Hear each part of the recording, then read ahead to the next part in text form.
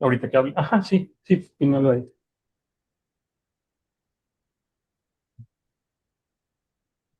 ¿Estos ya funcionan? Sí. ¿Qué tal, rector? ¿Nos escuchan? Sí, cómo no. Bien. Ok, muy bien. La máquina más vamos a subir el volumen local. Toño, ¿le puede subir? Muy bien. ¿Sí? ¿Podría volver a probar, rector, para que lo escuchemos bien? Sí, buenos días aquí, buenas tardes en Londres. Ok.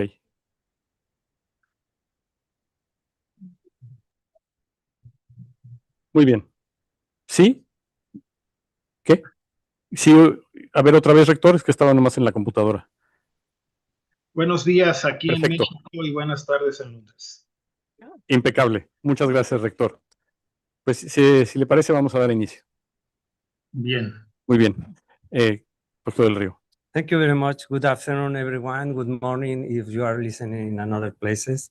On behalf of the Center for Mexican Studies of the National Autonomous University of Mexico in the United Kingdom, I would like to warmly welcome you to this commemorative ceremony making the 10th anniversary of the Center for Mexican Studies, UNAM UK.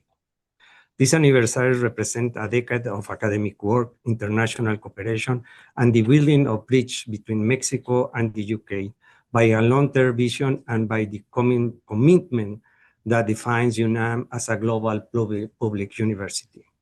We are especially honored today by the presence and support of the Dr. Lomelí, rector de la Universidad Nacional Autónoma de México, doctora Tania Lima, Director of Global Engagement at King's College London, Dr. William Lee Alardin, Vice Chancellor for International Relations and Affairs.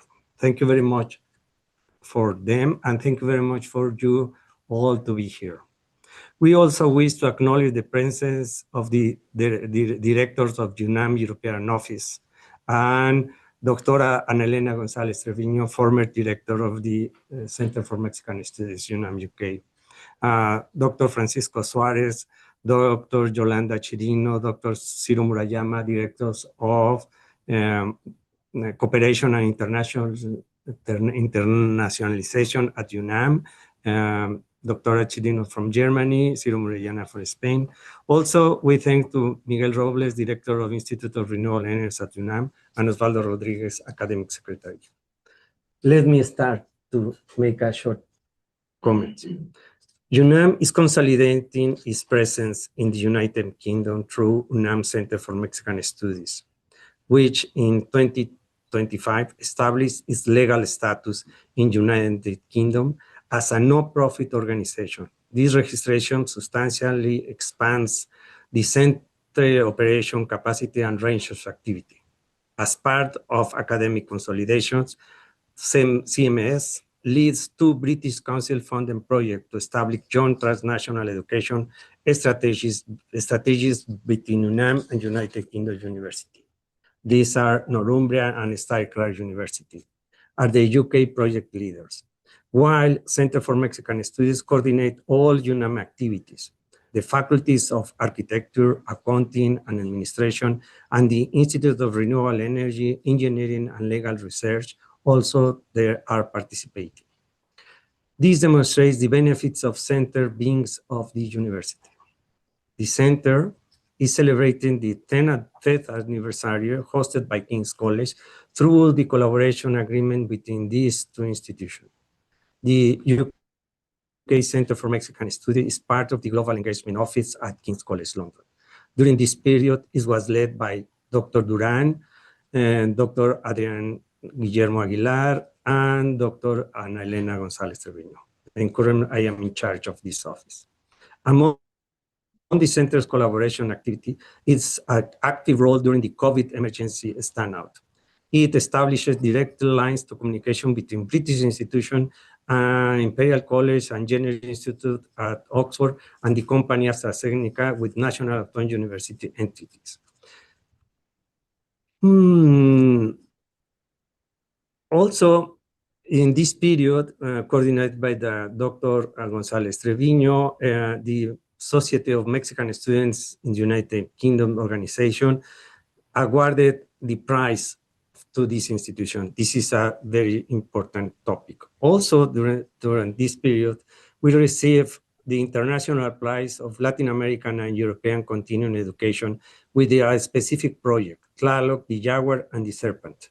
And in 2025, this center published a book about the evolution of the Mexican United Kingdom scientific collaboration, which is available at UNAM Open Access Library. This report, analyzing collaborative publication between these two countries over more than 1 century, offers the most comprehensive and up-to-date information on bilateral scientific collaboration and provides relevant insights for defining the scientific collaboration strategy between Mexico and the United Kingdom. The CMS UNAM regularly organizes seminars for students and also for the academic, and collaborates with the student mobility activities organized by the HESI. In addition to the aforementioned transnational education projects, the CMS UNAM focus on promoting UNAM as a recognized teaching center from University of London with the support of London School of Economics. This recognition will expand the internationalization opportunities for our universities' continuing education courses. Beyond collaboration with higher education institutions, joint projects are being promoted with other institutions dedicated to preserving culture and biodiversity. Today, our university signed an agreement with the British Library. Our effort with other 3 UNAM offices in Europe lead to organize the European Seminar. In a few moments, we will start addressing local perspectives on energy transition. Thank you very much for your assistance. And Dr. William Lee, please. Thank you.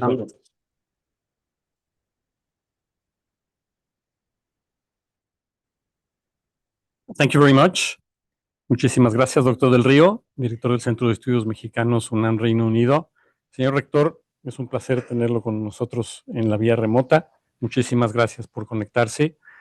Muy buenas tardes aquí en Londres y buenos días en México.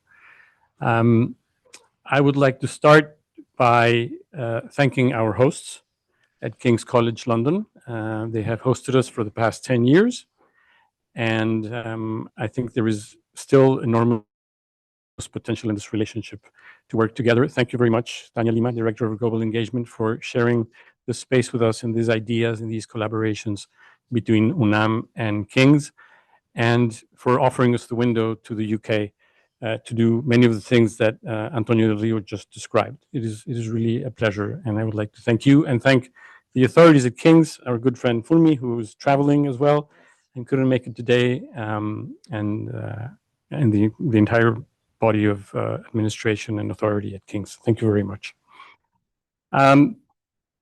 I am also very glad to see the former director of this office, Ana Elena González, who is here today. Thank you very much for coming, Ana. It's a pleasure. The initiative to have branches abroad from UNAM has a fairly long history. It started, well, in the first half of the 20th century, let's put it that way.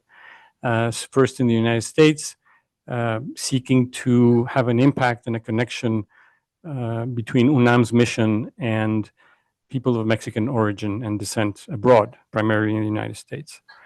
But this grew in a very wise fashion, I think, over the years, first to Canada, and then to other countries, 4 in Europe, as Antonio mentioned, and also to China and Cuba, and now Chile, where we have the latest branch office started last year through an agreement that our rector signed with the Universidad de Chile, who will host us as a branch office for Latin America. And UNAM does this because we think that international projection and collaboration is fundamental to understanding each other, to fulfilling its mission of education, research, innovation, and outreach, and the sharing of cultural values throughout the world. And this is ever more necessary today. It's always necessary, but we are often reminded in ways that maybe we shouldn't want to be reminded of how necessary this is. And we were just speaking before starting with Tania Lima about the importance of having the worldview of somebody else in your history and your knowledge to better understand others and to better work together and find solutions to the world's problems, which are not respecting any boundaries or regions and which are indeed global. So this is the effort that UNAM is doing through various offices. And I thank everyone involved in this effort. And I thank the support and the direction of our rector, who has been committed to this effort since before he was rector and has continued now, of course. The seminar, the Europe seminar that Antonio del Rio mentioned is a very recent initiative of the European branch directors in France, UK, Germany, and Spain. This is the third edition of the seminar. The first one was in France last year, talking about oceans, and the second was in Spain, talking about biodiversity and preservation. And we are doing energy today, and next soon one in Germany to close the first cycle.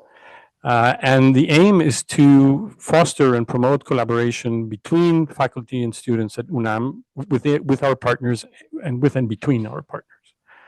And we think this is a contribution that hopefully can lead to new ideas, new projects, new exchanges, and new solutions. Internationalization is not only about mobility and student exchange and faculty exchange. Of course, it's a very important ingredient, but it is far from being the only one. And so I am very happy to have the opportunity to be here during this anniversary, this decade of work of UNAM at King's College. I look forward to many more years of this, and hopefully so does everybody else in this room, and many more things that will come. Señor Rector, muchísimas gracias por su apoyo y por su contribución y su guía en este trabajo tan importante de internacionalización de la universidad y por todas las iniciativas que está desarrollando la universidad en este ámbito con todos aquellos que están interesados en nuestros socios estratégicos alrededor del mundo. Muchísimas gracias. Muchas gracias, Tania Lima. Gracias, Antonio del Río. Muchas gracias, señor rector.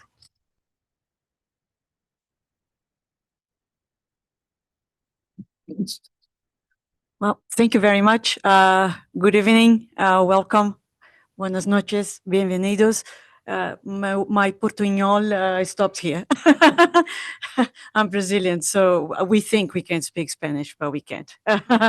So it's an honor, really, to have been hosting the center for the past 10 years. I'm here on behalf of our Vice President for International Engagement and Service, Professor Fumioloni Shakin, who is now on a delegation in Malaysia organized by the British Council. And she sends her very warm welcome and thank you. And thank you for all the support. She committed to this delegation more than 6 months ago. So she really would like to have been here. Me instead to send her warm wishes. I've been at King's for 10 years, and so more or less it's also a 10th anniversary for me at this university, and it was one of the very first things when I arrived. We had just concluded, thanks to my lovely colleague now at LSE, Ollie Trumbull. It's fantastic to see you here. So it's old friends and new friends to have established also due to your extreme generosity to have a King's office at UNAM in Mexico City.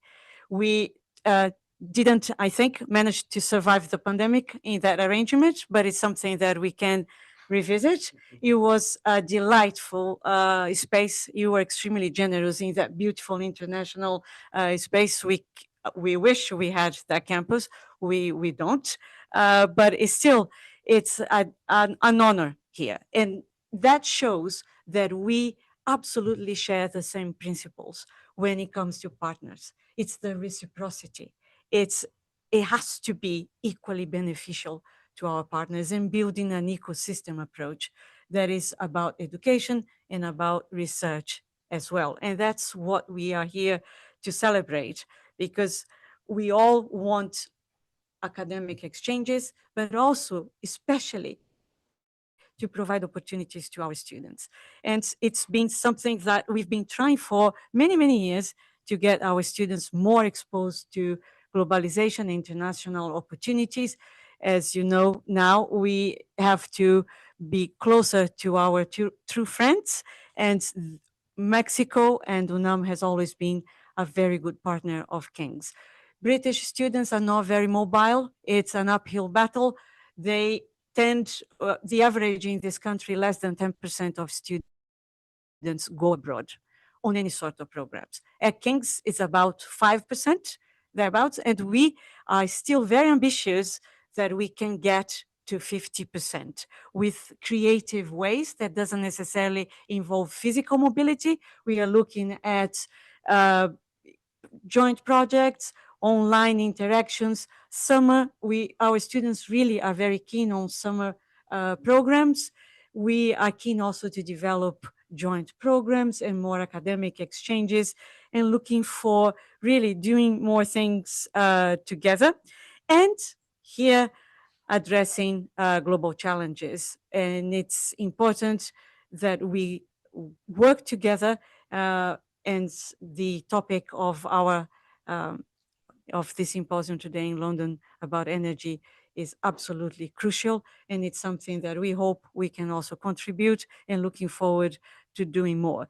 We have a long-standing agreement with CONA. Well, now it's CONAHICIT, I think.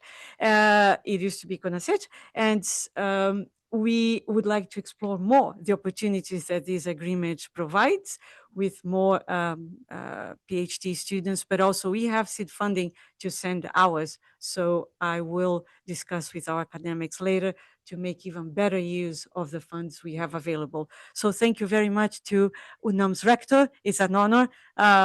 And we hope that we can host many more of these events. Thank you very much. Thank you very much.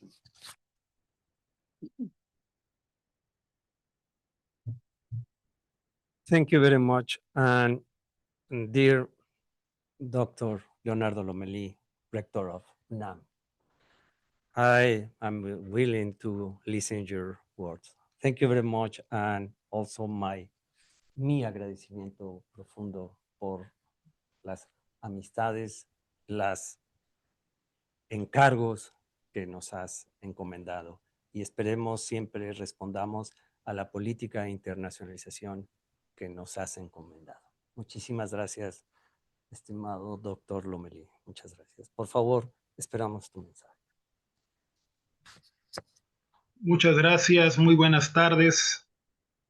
Doctora Tania Lima, directora de Global Engagement in King's College. Doctor William Lee Alardín, coordinador de Relaciones y Asuntos Internacionales de nuestra universidad. Doctor Jesús Antonio de Río Portilla, director de la sede de la UNAM en Reino Unido. Directora y directores de las sedes foráneas de nuestra universidad que nos acompañan. Señoras y señores, México y el Reino Unido conmemoraron recientemente 2 siglos de relaciones diplomáticas, cuyo origen se remonta al temprano reconocimiento británico de la independencia de México en 1823 y a la firma en 1826 del Tratado de Amistad, Navegación y Comercio. Desde entonces, los vínculos bilaterales se han ampliado y diversificado hasta configurar una sinergia sólida sustentada en el diálogo y la reciprocidad. En ese trayecto histórico, hace 10 años, durante el año dual México-Reino Unido 2015, nuestra casa de estudios tomó una decisión estratégica al establecer el Centro de Estudios Mexicanos aquí, en King's College London, una de las instituciones académicas más prestigiosas de Europa y del mundo. Esta es una expresión concreta del espíritu universitario, que busca siempre que la cooperación internacional sea valorada como vía para enriquecer la profesionalización, la investigación especializada y la preservación de nuestras raíces. De ahí que los procesos de internacionalización en la educación superior no diluyan identidades ni relativicen el sentido de pertenencia. Por el contrario, afirma lo que somos desde la pluralidad, compartirlo con apertura y aprender de otras tradiciones. Ese ha sido, desde su concepción, el propósito central de esta sede de la UNAM en el Reino Unido. Durante esta década, el Centro de Estudios Mexicanos ha cumplido con creces su misión de impulsar el intercambio académico científico y cultural con instituciones británicas, afianzándose como una plataforma de encuentro, labores conjuntas y divulgación. Hoy esta simbiosis se expresa en diversas modalidades y son precisamente sus cifras y logros los que nos permiten dimensionar su verdadero alcance. Actualmente la UNAM mantiene 20 convenios vigentes con 14 instituciones de educación superior del Reino Unido. Entre 2015 y 2025 se registraron casi 400 estudiantes de licenciatura enviados a instituciones británicas, así como poco más de 160 jóvenes británicos atendidos por nuestras entidades en este mismo periodo. Más allá de las cifras, esta red de alianzas ha derivado en un entramado dinámico de vinculación sostenida. Además, el centro funciona como un foro permanente para la difusión del conocimiento mediante conferencias, seminarios, simposios y mesas redondas que reúnen especialistas de distintas disciplinas, en coordinación con instancias de la UNAM y con entidades académicas del Reino Unido. La promoción de la cultura mexicana constituye otro eje primordial de sus acciones. En colaboración con representaciones diplomáticas, comunidades mexicanas, universidades británicas y organizaciones civiles, se han gestionado diversas actividades culturales, lo que ha contribuido a una presencia activa y contemporánea de México en el ámbito cultural británico. A la par, mantiene una estrecha relación con la Mexican Society of Students in the UK, generando espacios que visibilizan la experiencia y las cualidades profesionales de estudiantes de posgrado y pasantes y renuevan redes académicas y profesionales de largo aliento. Detrás de cada acuerdo académico, de cada proyecto en común, de cada publicación y de cada estudiante que cruza el Atlántico, hay historias humanas de encuentro y construcción comunitaria del conocimiento. La trayectoria de la sede UNAM Reino Unido confirma que la internacionalización no es solo viable, sino profundamente formativa y transformadora. Mirar hacia adelante implica reconocer los desafíos de nuestro tiempo. El cambio climático, la crisis ecosocial, la urgencia de transiciones energéticas sostenibles, el aumento de las desigualdades estructurales, el avance de tendencias autocráticas y la inestabilidad geopolítica son retos que exigen investigación interdisciplinaria y una convergencia de perspectivas como las que se han impulsado en este espacio. En los últimos 60 años, la UNAM y el Reino Unido han generado miles de publicaciones conjuntas en campos como astronomía, astrofísica, física de partículas, ciencias ambientales, ecología, biología molecular, geociencias, medicina, salud, derechos humanos e innovación, entre otras áreas estratégicas del conocimiento. En este marco, la investigación en estos ámbitos debe entenderse como una necesidad impostergable en el contexto global actual. Esta producción científica da cuenta de la solidez de los nexos académicos y del potencial para seguir diseñando proyectos de alto impacto. En este horizonte, la UNAM refrenda su compromiso de continuar explorando nuevas fronteras en la educación superior pública de excelencia y de apoyar permanentemente a esta sede universitaria. Cada saber incorporado desde las universidades del Reino Unido y cada tradición reconocida enriquecen nuestra propia experiencia colectiva. Como universidad pública, nacional y autónoma, la Universidad Nacional Autónoma de México tiene el privilegio y la responsabilidad de servir a México y a la humanidad, y el Centro de Estudios Mexicanos en el Reino Unido es una muestra tangible de cómo se cumple este objetivo. Los valores que compartimos con nuestras contrapartes británicas, tales como la excelencia, el interculturalismo, el compromiso con la justicia social y la convicción de que la educación transforma vidas y sociedades, adquieren una vigencia renovada. Por estas razones, deseo expresar mi gratitud a todas las personas que han hecho posible este recorrido. A su director, el doctor Antonio del Río, su equipo de trabajo, así como a la comunidad que mantiene viva esta entidad, a las y los académicos e investigadores de ambas naciones que han fomentado la comunicación, y a las y los estudiantes que han cruzado el océano en busca de conocimiento y crecimiento. De igual forma, agradecemos a las representaciones diplomáticas mexicanas y a las autoridades del gobierno británico, de la Embajada del Reino Unido en México, así como al British Council, y a todas las instituciones aliadas que han contribuido a hacer de este centro un verdadero puente. De manera muy particular, reconocemos el papel del King's College London como socio estratégico. Su generosidad, su visión en común y su corresponsabilidad nos han permitido crear una relación basada en el respeto mutuo y en la complementariedad académica. Que los años por venir sean aún más fructíferos, que sigamos multiplicando oportunidades, ampliando las fronteras del saber, formando ciudadanas y ciudadanos globales y generando respuestas que nos permitan imaginar y consolidar sociedades más justas, prósperas y sostenibles. Que estos 200 años de amistad entre México y el Reino Unido se traduzcan en colaboraciones cada vez más sólidas y mutuamente benéficas.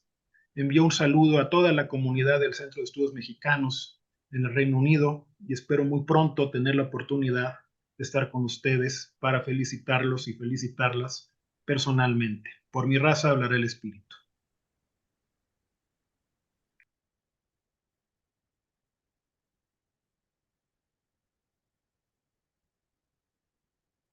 Muchísimas gracias. Muchas gracias, señor rector. Y con esto les agradecemos. Terminamos esta parte de la ceremonia y damos, por favor, 5 minutos para que arreglemos las cosas y continuemos con el seminario. Muy amable, rector, por conectarte y estar con nosotros desde la distancia. Muchas gracias, rector. Nos vemos pronto. Muchas gracias. Buenas tardes.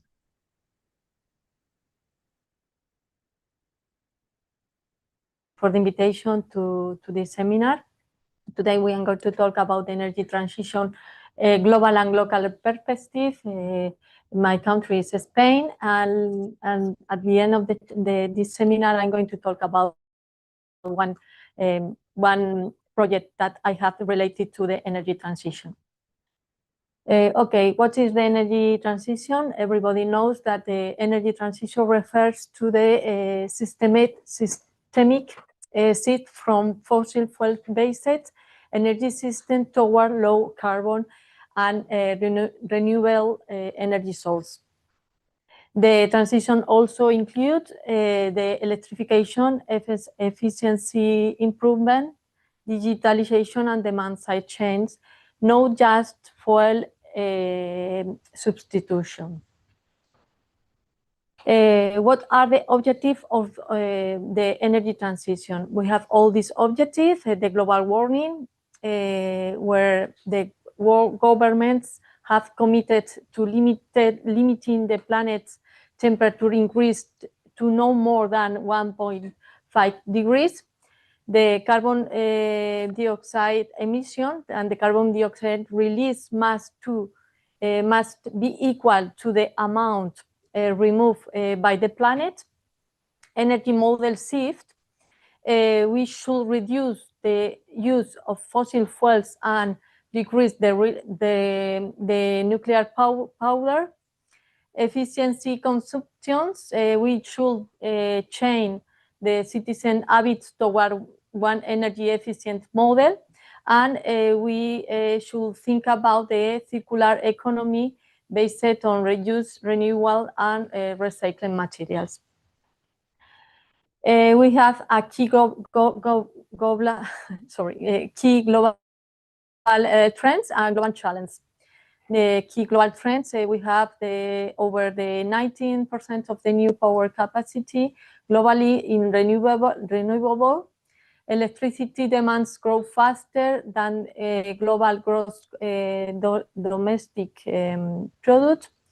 The carbon dioxide emission remain high.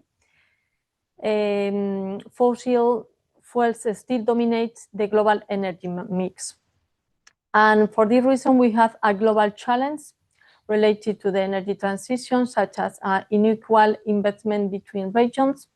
Developing countries face financial barriers and dependence on the critical minerals, and finally, geopolitical and supply chains vulnerability. What happened with Europe and what happened with Spain? Europe and Spain in this context, the European Union leads on climate and energy policy. Spain has benefits from the European Union, a strong alignment with the European Union goals, high solar and wind potential, very important, rapid renewable deployment, and finally, we have energy crisis accelerate this transition due to the Ukrainian war in 2022.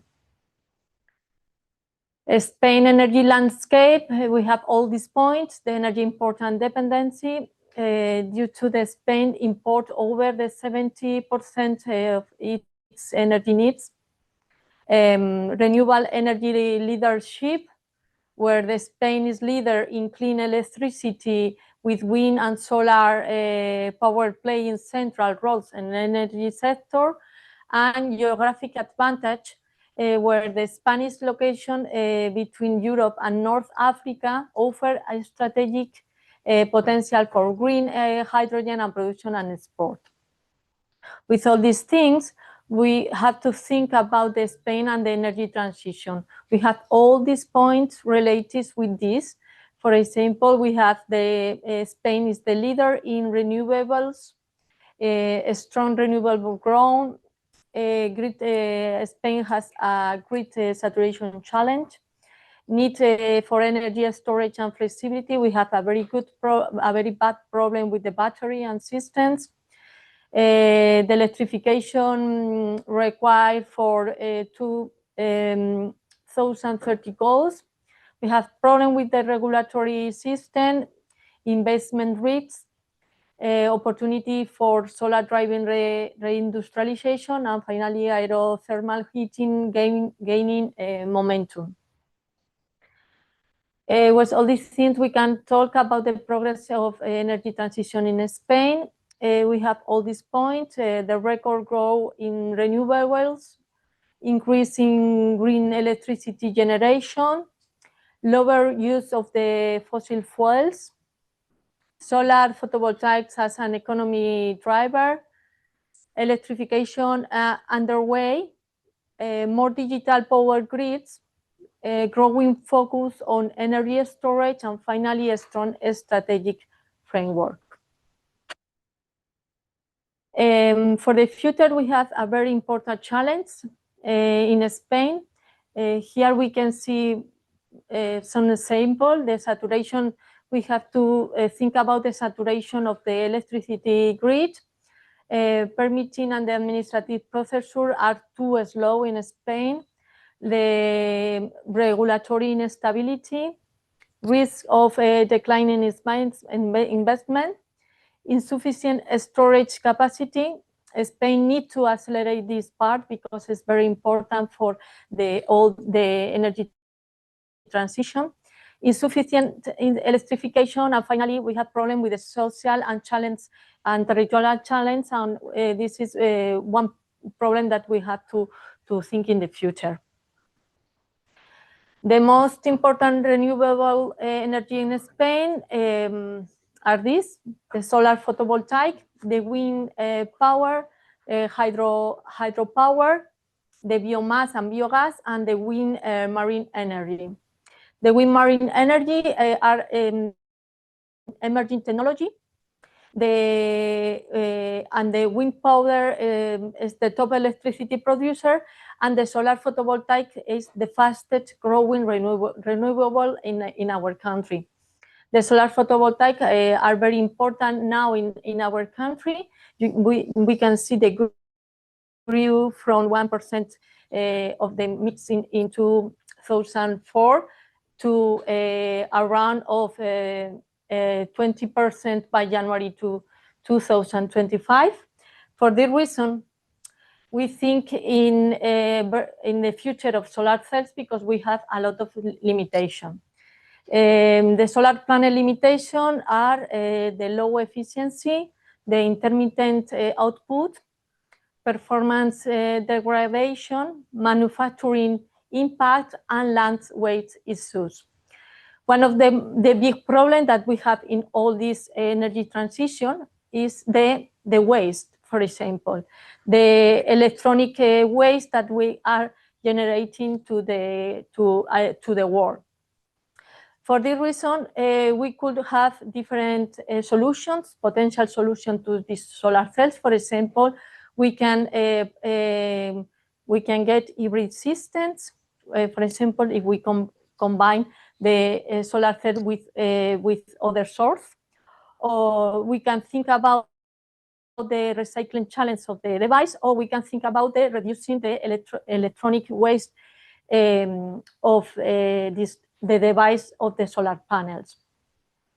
In my group, that it's in the Instituto de Ciencias Materiales de Madrid, in Spain, we think about all these problems that we had with solar panels. For the reason we request one project 3 years ago that we try to help to the elimination of this limitation. My group is this. We work in these 3 different areas. The first area is the biohybrid and porous nanostructured materials. The second area is the hybrid materials, and the third area is the material of sustainable application. My research line are the design of new materials for the circular economy and sustainability, and the design of the small organic material for sustainable energy application. Here we can see our project of our group related with this area. We work in the development of nanocellulose-based nanocomposite material as support of solar photocatalysis. We work with nano energy and sensing device with biopolymer based, and we have other projects that we work with hybrid nano architecture for multifunctionality and sustainable solution. If we think about everything that we are working in our group, we work in flexible and biopolymer material, we work in natural organic compounds, in organic solar cells, and triboelectric nanogeneration, and electronic device.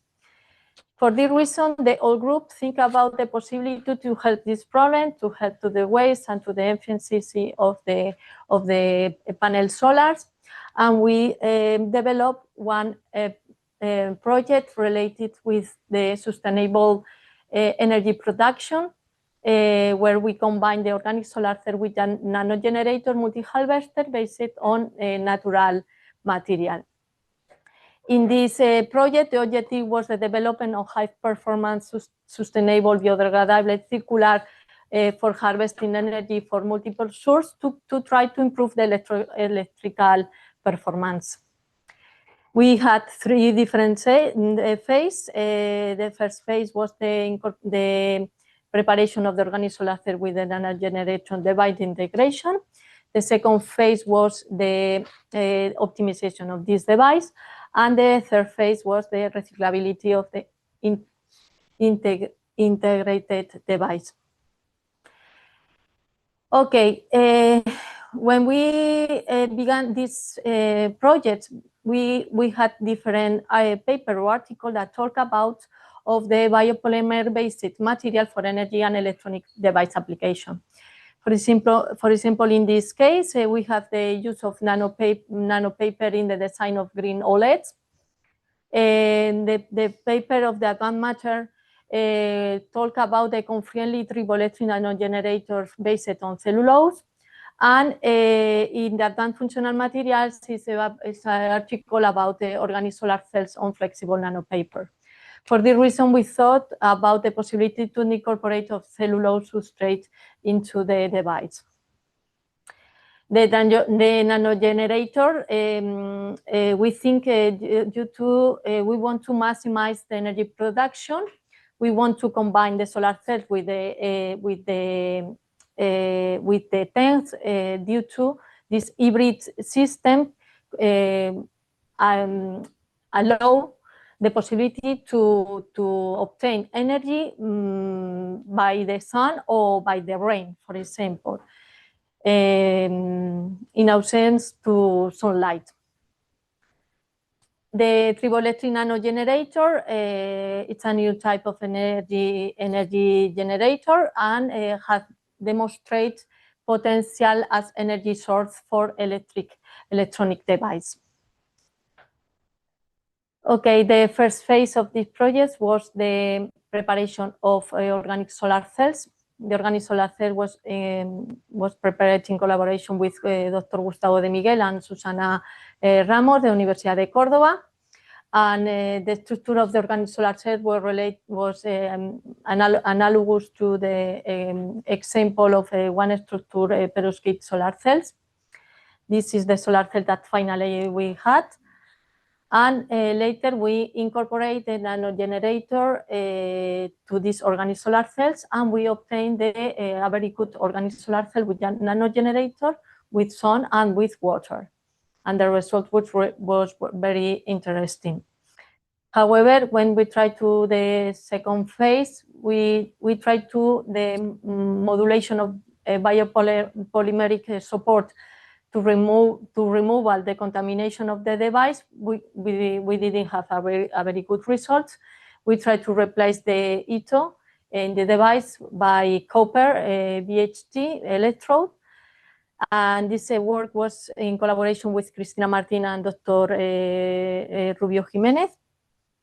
And we finally we tried to the optimization with the incorporation of the nanocellulose as a substrate. We got a very beautiful field. You can see the fields of the nanocellulose there with a greater thickness, and due to we had a drying control to the flat surface rapid coating, we had a very flat nanocellulose.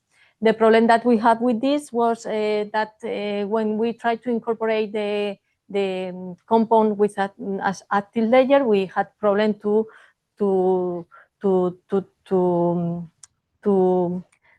with the mechanical flexibility of the support. Finally, we tried to the recyclability of the integrated device based on this paper, but finally we obtained the recycling of the active material, but we didn't get anything else. The conclusion of the work with the hybrid material was that finally we obtained a hybrid organic solar cell with stem system. We had a stable performance over several months, that this is very important for the organic solar cells. We incorporate the biodegradable layer as a triboelectric component.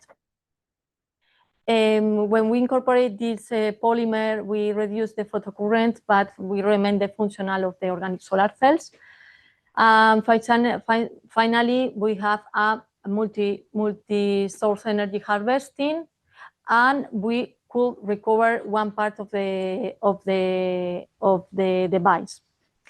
We had a very bad luck with the modulation of biopolymer support and the removal of contaminants of the device. We couldn't recyclability of the parts of the integrated device. I could recycle the active layer of the device.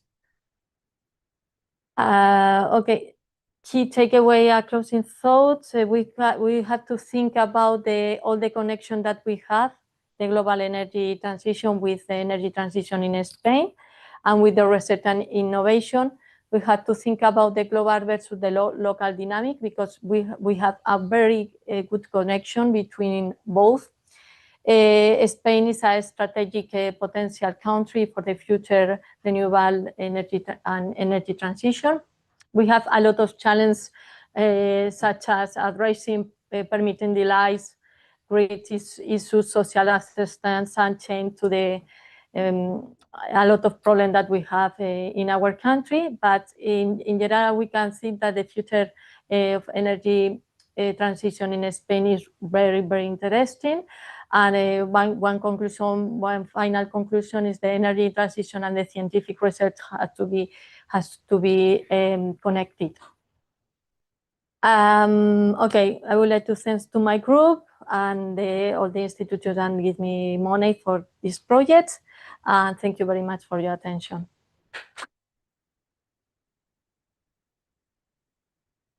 Thank you. Thank you. Thank you, Doctora Garcia, for your presentation. Now, next speaker will be Dr. Daniel Navarro. We invite Dr. Navarro to join us. Thank you.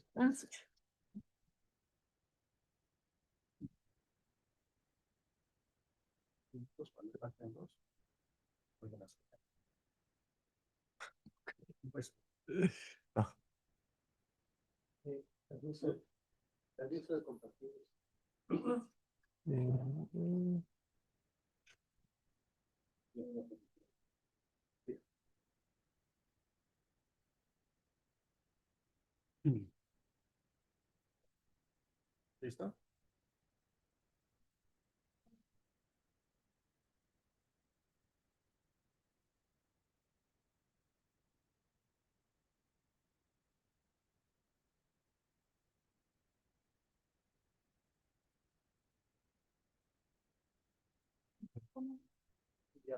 Working? Okay.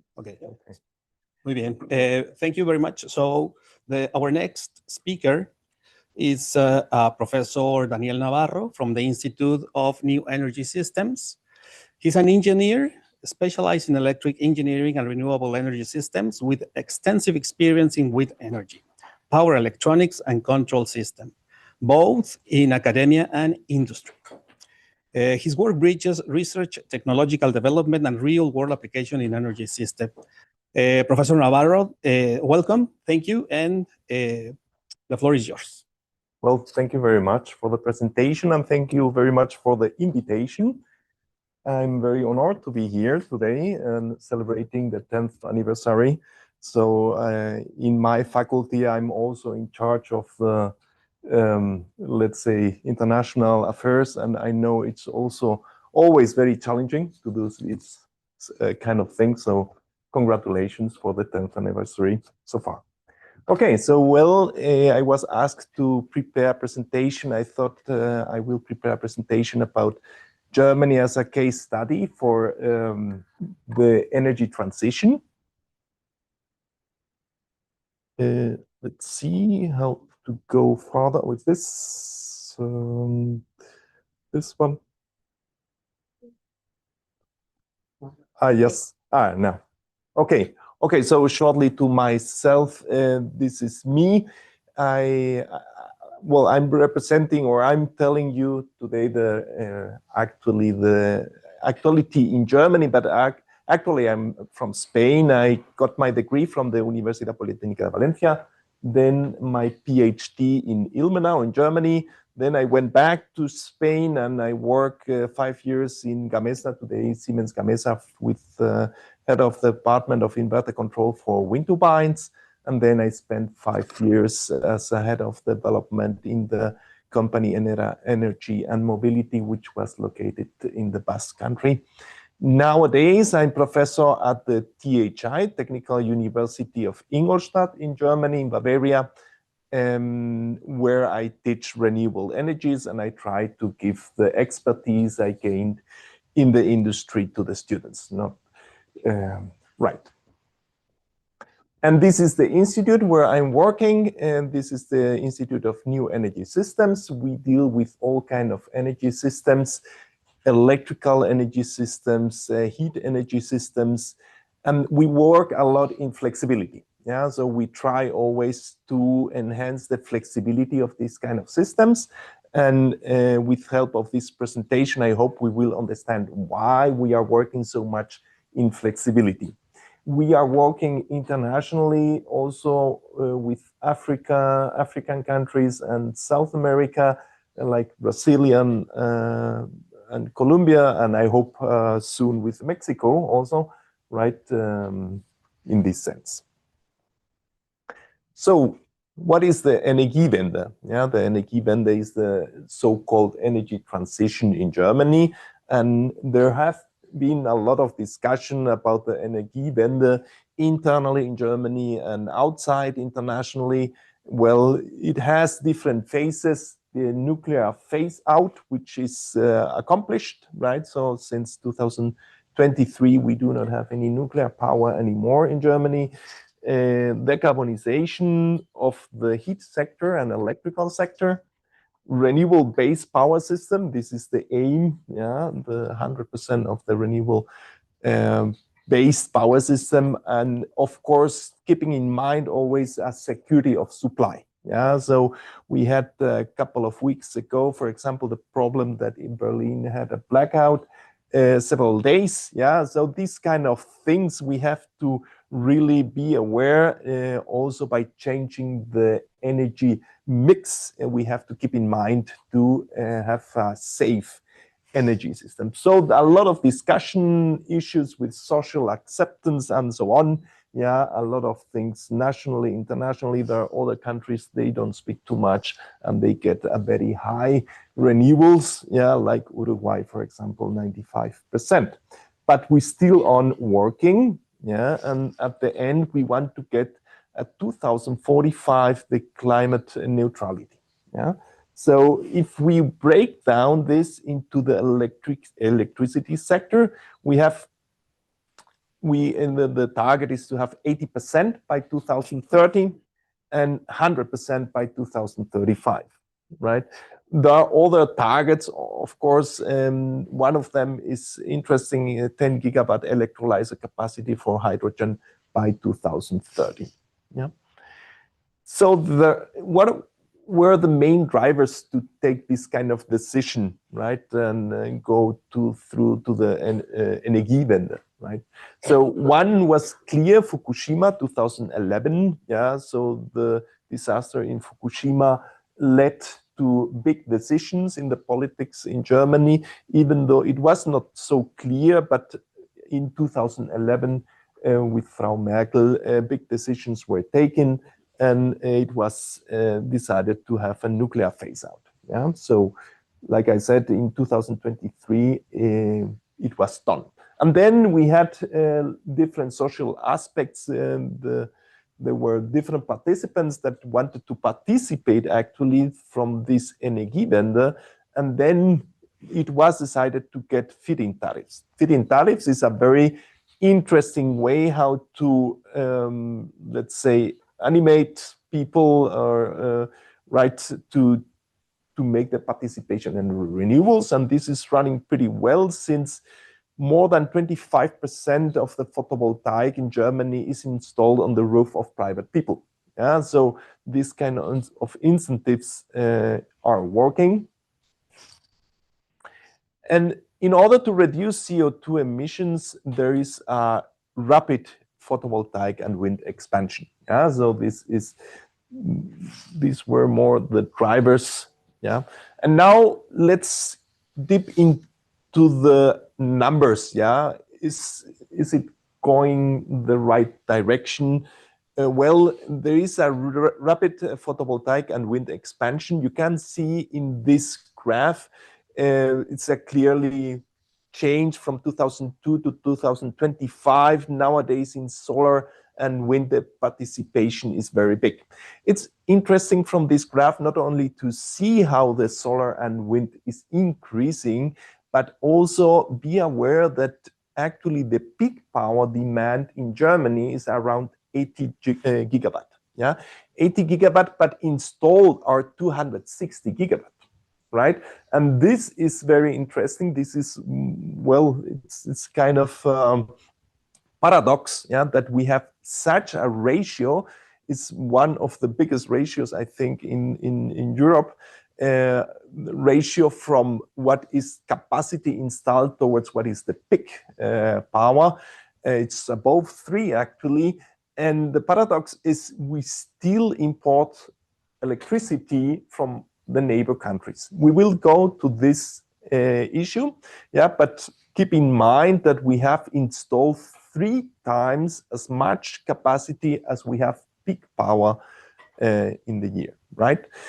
Right, so you can see here the nuclear power also went to zero, and coal is decreasing in this way. Okay, so but what happens with the grid expansion? We can build a lot of generation, but if we do not have the highways, the roads, how to deliver the electricity to the different nodes, it doesn't help, right? And the idea is the grid expansion has a lot of inertia, is much slower than the generation expansion, so means we still have a lot to do. And one of the key ideas of the presentation that I want to share with you is that the flexibility in the generation and in the consumption can bridge the time till the grid expansion is done. Yeah, so I can give you a couple of numbers. For example, if we are talking about the delivery time of transformers, yeah, we are talking about 5 to 10 years. Yeah, so if you really size the system, yeah, and you have to wait such a long time, right? So you really need another kind of solutions, yeah, alternative solutions to this energy transition. Yeah. Right. So this is a slide which is similar to the previous one, but this is not power, this is energy, right? So it is interesting, yeah. This is some of the issues that I try always to discuss with my students. What is the difference between power and energy? And this is an interesting point. We can see 2024 and 2025, the share of renewable energies were 62%, which is pretty good, right? We are going towards the targets, yeah. But if you see the previous slide, right, from 2024 to 2025, actually, the capacity built was much bigger.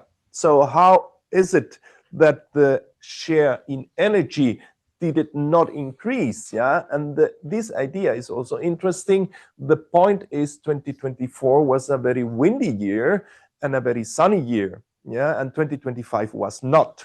Yeah, so when you put the power into energy, you have to take this, of course, into account.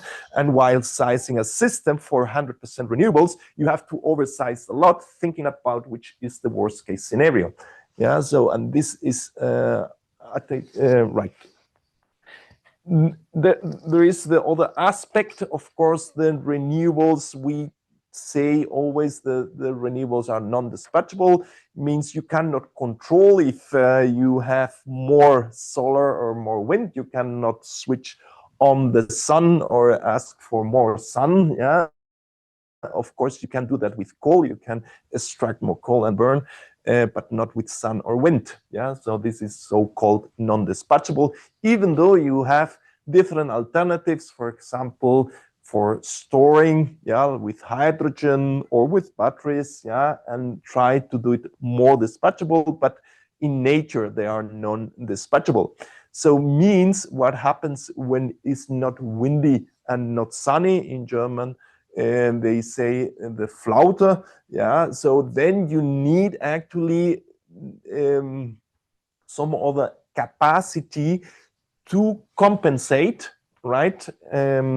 And for that, this need of balancing power is given nowadays by the gas. Yeah, so you can see the gas is the only non-renewable energy source which is increasing just to compensate the fluctuations in renewable energies, right?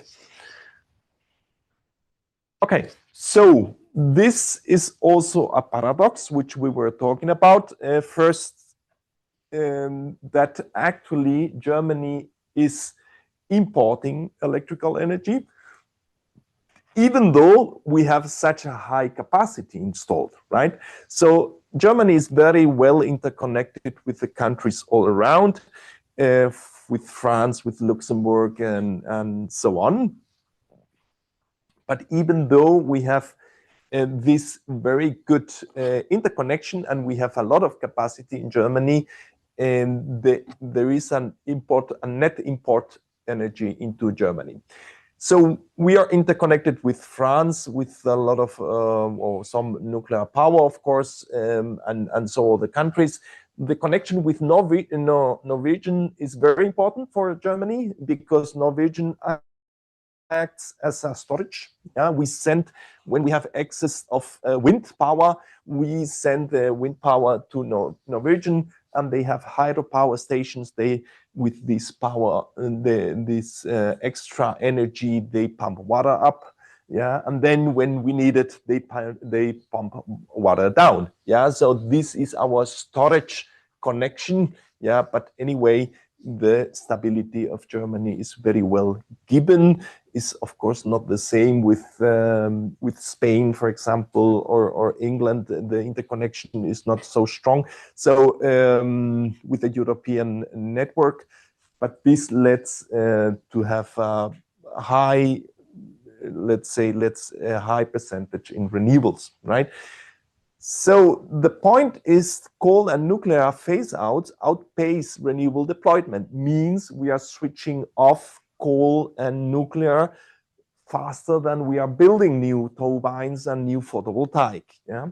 That's why several years ago, 2023, 2022, we are exporting electrical energy. Nowadays, we are importing, waiting until the Energiewende, the energy transition, is completed, right?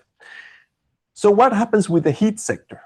So the heat sector is not a sector what I was thinking or worrying about as a Spaniard, but now that I'm living in Germany, I worry about heat sector. So it's clear reason. I left Ingolstadt with 15 degrees minus, so heat sector became very important for me. Right, and the heat sector has not the same reality as the electricity sector. Here we still have things to do, right? So you can see here this Steinkohle, brown coal. This is coal, right, and oil, the dark green, right, and this is gas. So the renewable energy share is still low, even though in the heat sector there is more energy need than in the electricity sector, actually, right? So we still have to work here. That's why there are different actions. The Gebäude Energiegesetz are asking for that new heating system must use at least 65% of renewable energies. This leads to a mass deployment of heat pumps and renovation of buildings, right, to enhance the efficiency and energy efficiency measurements. So in this sector we are working also, and that's why sector coupling is also very important, right? Sector coupling means coupling the electricity sector with the heat sector in order to work together and use the high percentage of renewable energies which dominate electricity to, let's say, to couple this to the heat sector, right? So increase participation of the electricity sector into the heat sector. And while we are working with, now I don't know what happened. Oh, yes.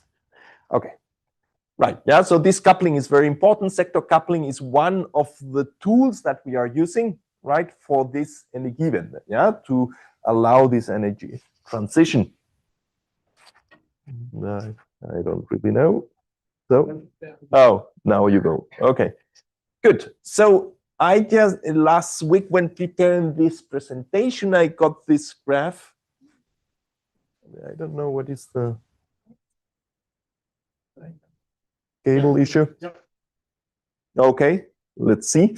Okay, so while preparing this presentation, I got this graph, which is from 2 weeks ago. That's why the last, well, this is actually the energy generation and the energy consumption.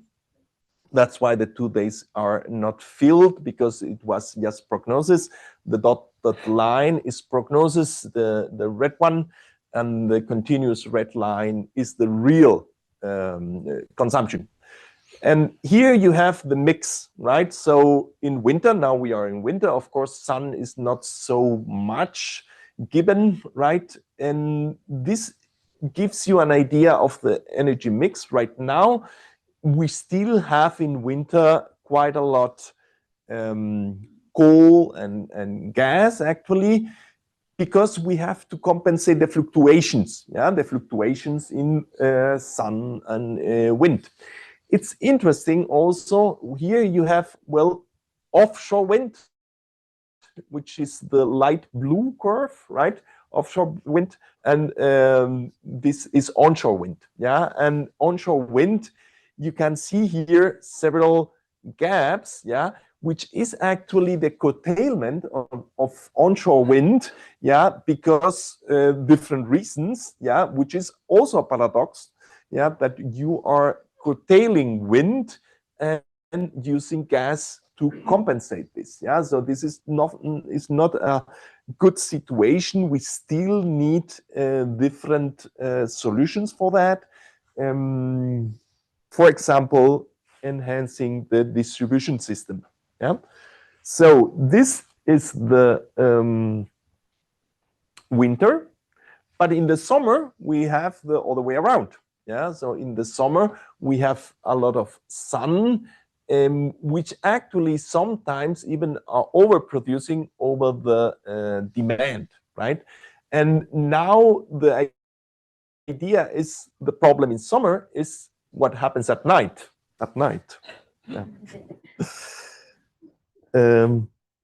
Yes. So at night happens that all the non-renewable energies have to compensate this big gap, which leaves the photovoltaic, right? So this is one of the challenges, right? How to compensate this. That's why storage can play a very important role. So let's see. Now it's okay, right? So I think I'm running out of time, right? Okay, good. Okay, I just wanted to share this with you. This is nothing particular for Germany. This is in general. The structure of the energy sector is going to the matrix structure. In the early days, we had only one way from the high voltage to the low voltage, but nowadays the matrix is in the way that also, for example, in summer with so much photovoltaic, from the low voltage grid, we are introducing energy into the medium voltage or upper segments of, right? So the energy flow is in both directions, and this will be, of course, the future where we need a very clear structure, electricity structure, but also information sharing structure and so on, right? So there is a lot of work to do in this sense. So since I'm running out of time, just giving you a couple of ideas. Flexibility is very important, and that this is where we are working right now. Grid expansion, of course, transmission grids. The point that we have in Germany is, in the north we have wind, in the south we have sun.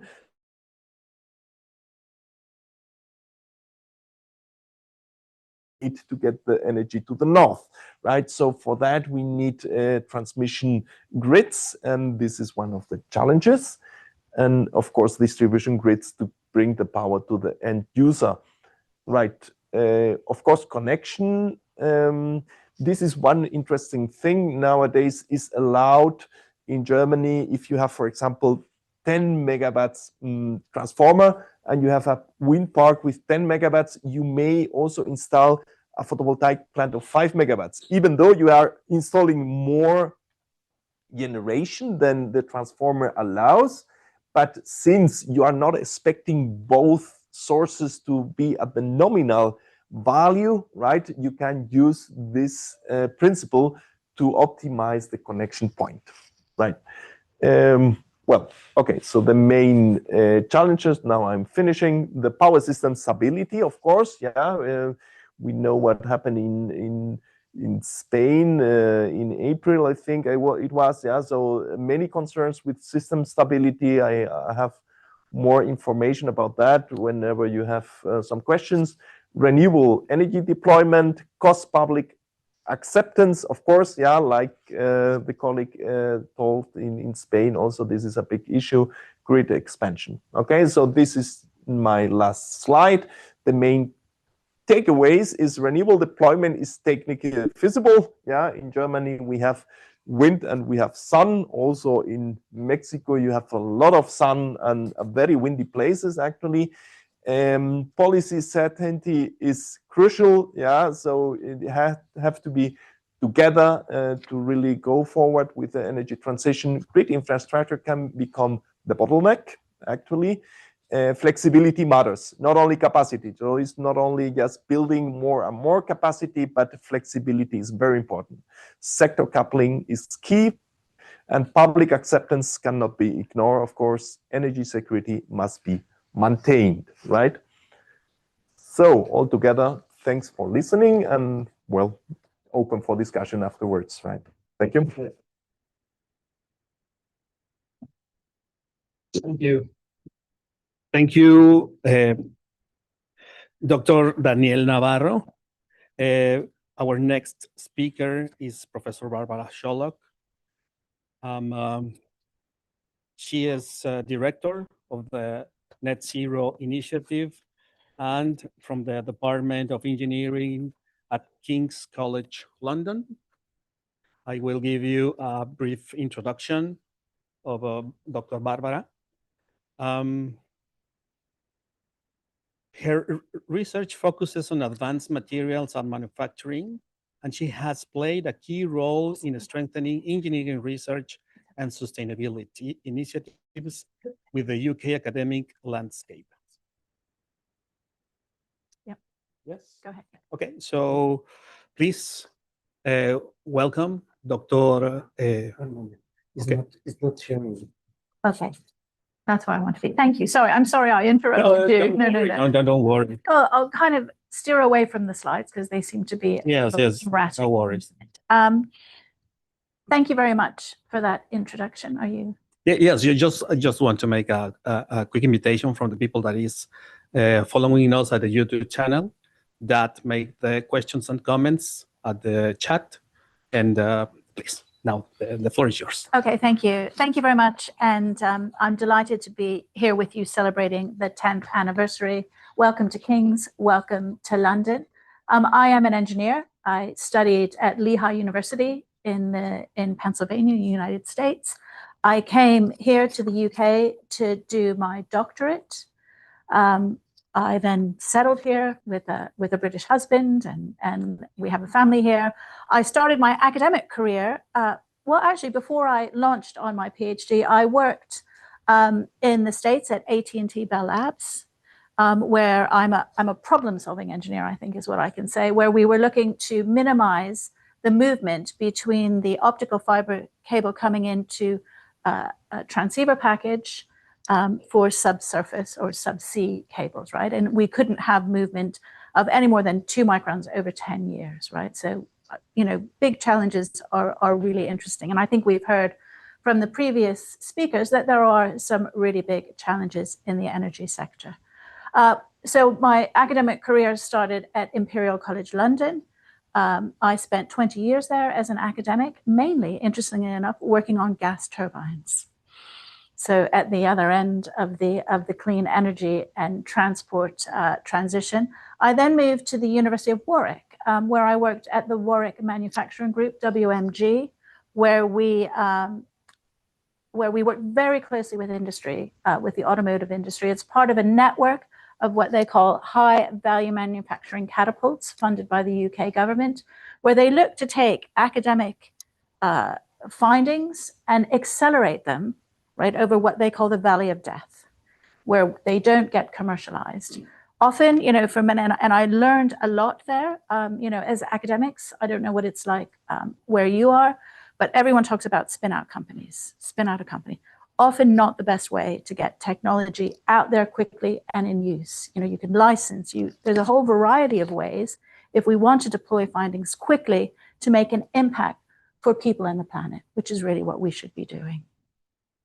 Then I moved here in 2019 to start a Department of Engineering. And that was really very exciting. We had to be unique. We had to think about the way that we do things in engineering because we were a single department. And then in 2022, the dean asked me to launch the Net Zero Center, which is a faculty-wide center. So it brings in chemistry, engineering, physics, mathematics, and computer science to look at net zero issues. And I have slightly the wrong one, I think, but let me just put that up here. So what we really, and what I found at King's, so at Imperial, I don't know if you know Imperial College, everyone is either a scientist, an engineer, or a medic. But at King's, we have all disciplines. And that was one of the key things to think about. And I think we've heard that from other speakers today, that the energy transition is complex. It's not just about developing new technologies, but it's looking at how, we've heard about how they're socially accepted. What happens to the waste, right? So I say to my students, are lithium-ion batteries the plastics of the future, right? How all of these issues really need to be considered holistically. So in the Net Zero Center, it's well in here, but we take a whole systems approach. We think about the technologies that we're developing, and some of them are very early stages. But it's also embedding that thinking about where are the materials coming from. We've heard this from Ava, right? Is there a sustainable source? What is the competition? If we talk about cobalt, my days in the gas turbine industry, nickel alloys, which were some of the high temperature material, are now being moved into cobalt. But is there competition now, right, between renewable batteries and the aerospace industry? Who will win these tugs of wars? How will we take this whole picture approach? So let's just talk a little bit about the Glocal aspect of the UK energy. It's very interesting, and I've made a few notes so I can contrast the UK with Spain and Germany. Clearly in the UK, we don't have much sun. So that solar is only 5% of any renewable that we have. We do have a lot of wind, particularly, I think, in the same in Germany, in the north. So we have typically 60% of the energy generated in the UK is renewable. 30% of that is wind, 5% is solar, 5% biomass, 2% hydrogen, and a whole mix of other various water, hydro, etc. But the majority is wind. However, 70% of the power generated in the UK is non-fossil fuel. And that is nuclear. So we are nuclear invested. So there are 2 new nuclear power plants due to come online for large generation, but also the new aspect are what we call small modular reactors. So at the moment, they're going to be deployed, and lots of questions, lots of concerns and issues that need to be looked at. But they're going to be deployed mainly around data centers. Data centers are hugely energy hungry. So that's the starting point there. There are, concerns around waste. We still haven't solved the waste problem, but the UK is committed to nuclear. And that's why we go up to 50% renewable, but non-fossil is at 70% in the UK. We have no coal plants at all, gone. So there is a different approach to transitions as we go. Interestingly enough, hydrogen is having real issues with social acceptance. People are concerned about it. We worked with the study, and there was a study reported recently that, in transporting hydrogen around, a key thing is the color of the truck for social acceptance, right? So, making it a blue makes it much more socially acceptable. So these are the sorts of research things that we're trying to bring in to the energy transition. So I'll give you a few examples of that. The UK and where we are now. So the UK made a policy, right, because policy drives behavior often, that no new petrol cars will be sold after 2030. They're now pushing that deadline, mainly because, as we heard earlier, the infrastructure is not there, neither the charging infrastructure nor the distribution infrastructure. So that's a real challenge. What the UK now is prioritizing is, we saw that variability, is long-term, long-duration energy storage. So batteries, compressed air, a whole range of new technologies that exist, but really are ripe for deployment. So that's the focus that's happening now in the UK, because we are, looking at a relatively high amount. No coal power, it's gas is our fossil fuel that's used. Small amount of oil, but mainly gas. So where are we now in deploying some of these technologies, and what are we doing in the Net Zero Center? So I will give you an example, and I think we talked about energy decarbonization, but also heat decarbonization is something that is critical. So what we're doing is we're working with Westminster City Council. So you're in Southwark now. If you cross the river, you're in Westminster. And they want to decarbonize their heating. They have one of the oldest district heating plants. It is 60 years old.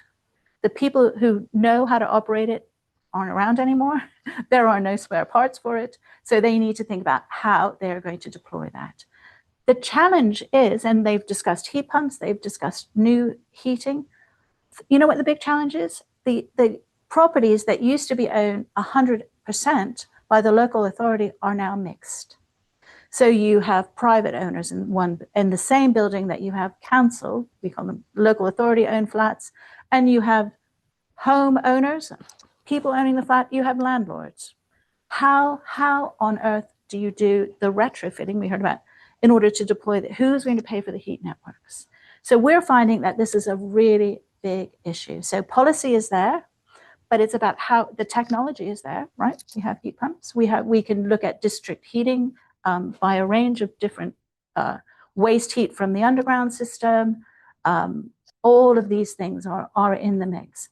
But this is a real issue. So we work a lot clearly with the Department for Energy Security and Net Zero, the government, who put out these policies. And they are thinking about how are we going to fund it. So interestingly enough, the current government set up two big initiatives, the Great British Energy Company, and basically a large government infrastructure bank. But when we ask them, and I now sit in carbon market groups, and I as an engineer, because I think I need to understand what are the barriers to what we're doing. And they'll say, well, you need an investable proposition. So I'm the only engineer there. And they're all nodding, oh yeah, we need it. So I raised my hand, I said, what is an investable proposition? And a proposition that makes money, right? So going and fitting in a district heating center for a local authority where you have no idea how it's going to be funded is not an investable proposition. But what is an investable proposition, for example, is having that district heating, but with a combined cycle gas turbine, right? Where they can smooth it out, but also sell it, run it independently and sell it. So what do we do is that, so I think what is often the challenge is that when we set these targets, it's a cliff edge. And I think the key word that we have in this talk is a transition, right? We need to make this transition. We are facing challenges. We also worked with Southwark Council here on cooking, right? So the majority of hobs in this country, if you want to call that, so the hob surface, are gas, right? Your ovens are electric and your cooking is gas. If you go into someone, and even in a local authority, and say, we are going to give you a brand new induction hob, I don't want that. Well, I've got a gas cooker, it works perfectly well. Why do I want that? They do not see a reason to change things. So what we now do is we talk to the people about indoor air pollution, right? So it's much healthier, right? The particulates that you get from a gas are really PM 2.5, right? Not really what you want. So we have to change the narrative often to make this transition and not just make it about one thing. And we also have to look for unintended consequences.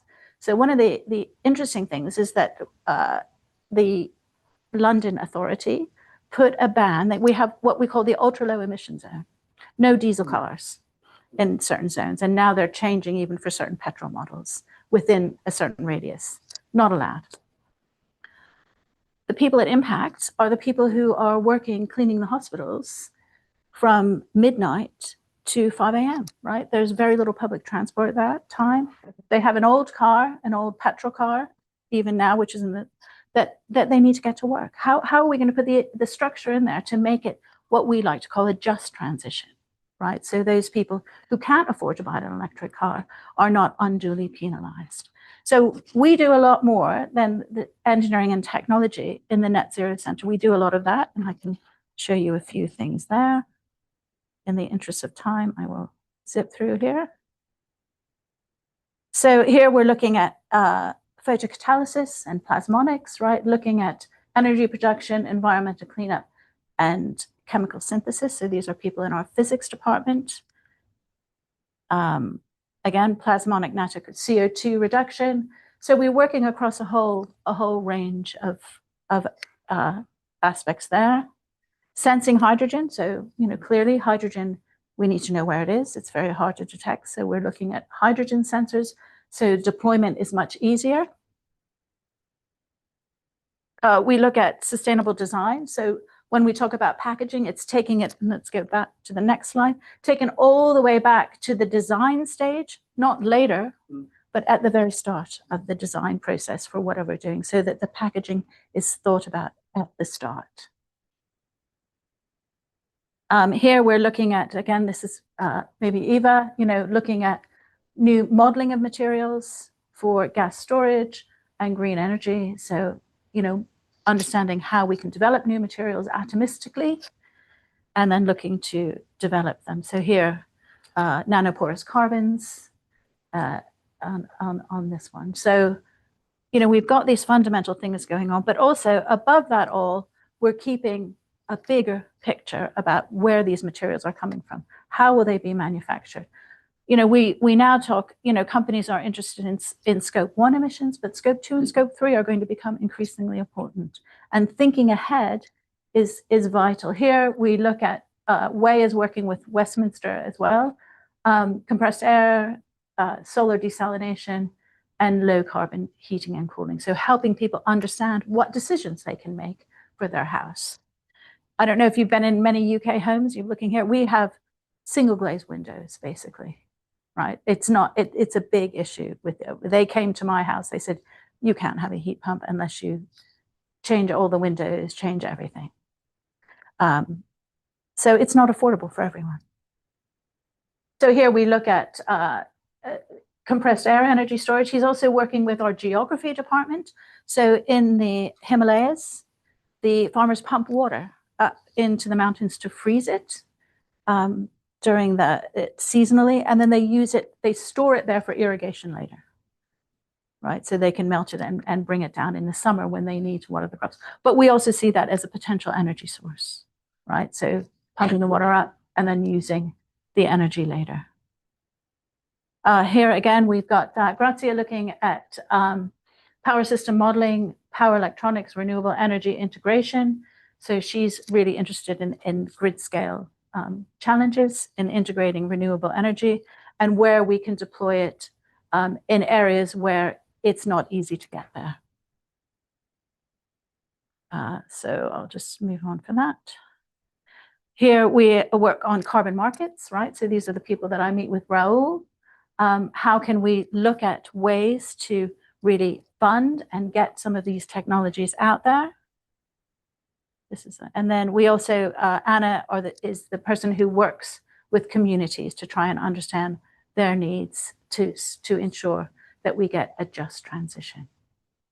So I hope that gives you a little bit of background. It shows you a little bit of the difference between, in the UK, in big investment in nuclear, no coal. So, every company or every country is taking a slightly different approach. How we integrate that and make sure that everyone benefits, I think, is one of the challenges that remains. So thank you.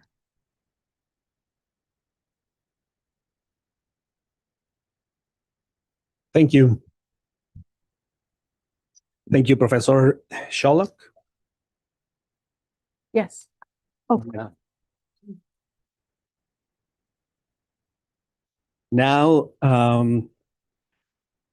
our next speaker is Dr.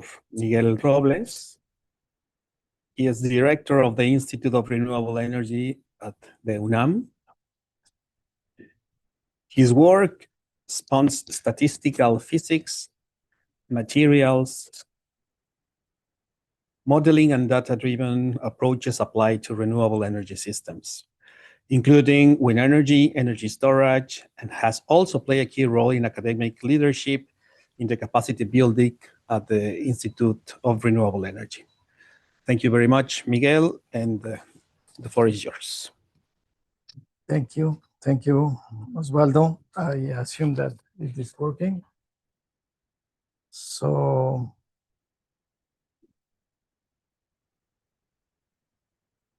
let's start. I can thank you very much because Antonio invited me. Antonio was former director of our institute, the Renewable Energy Institute in UNAM. Currently, I am the director as well. So thank you very much for inviting me here. Thank you very much for all the people that is tonight here as well. And my proposal to talk with you is about Mexican energy transition, which has, to my view, peculiarities, important peculiarities that should be considered in order to start any kind of collaborations on these topics.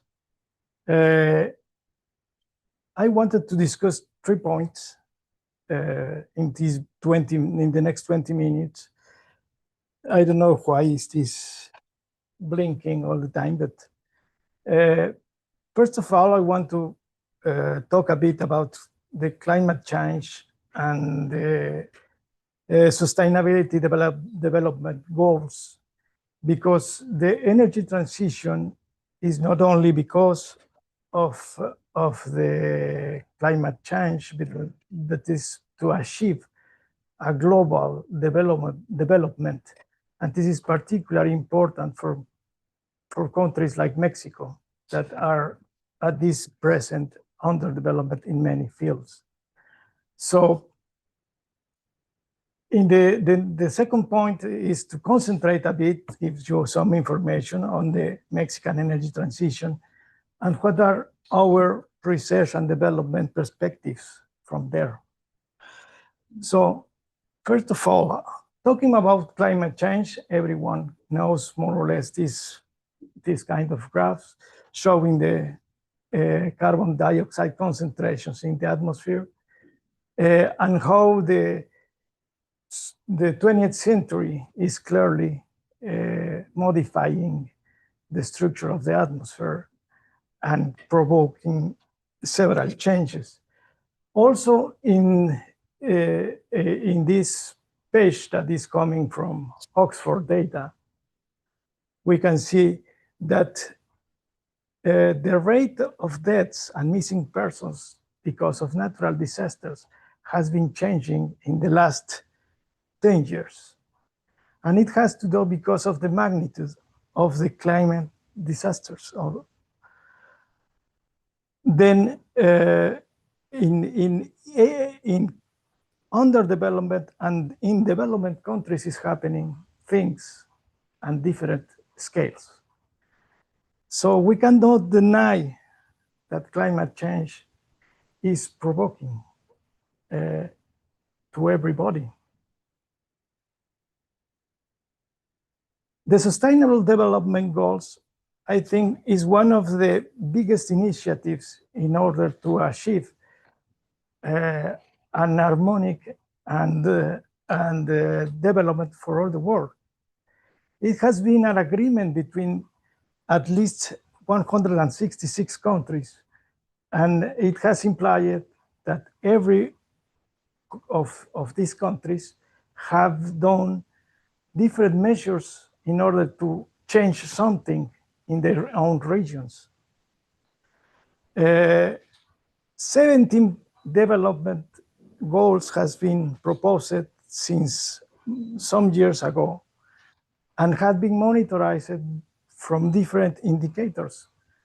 Around 231 indicators are measuring in all these countries, not all in every country, but are giving information on how these goals are moving. The problem is that analyzing those 231 indicators, 17 goals and 166 countries is a complex problem that relates many variables. So analyzing how our country is moving is not even an easy task. Recently, last year we did in a group of researchers at UNAM and in Argentina some analysis of this evolution. And what we found was at least how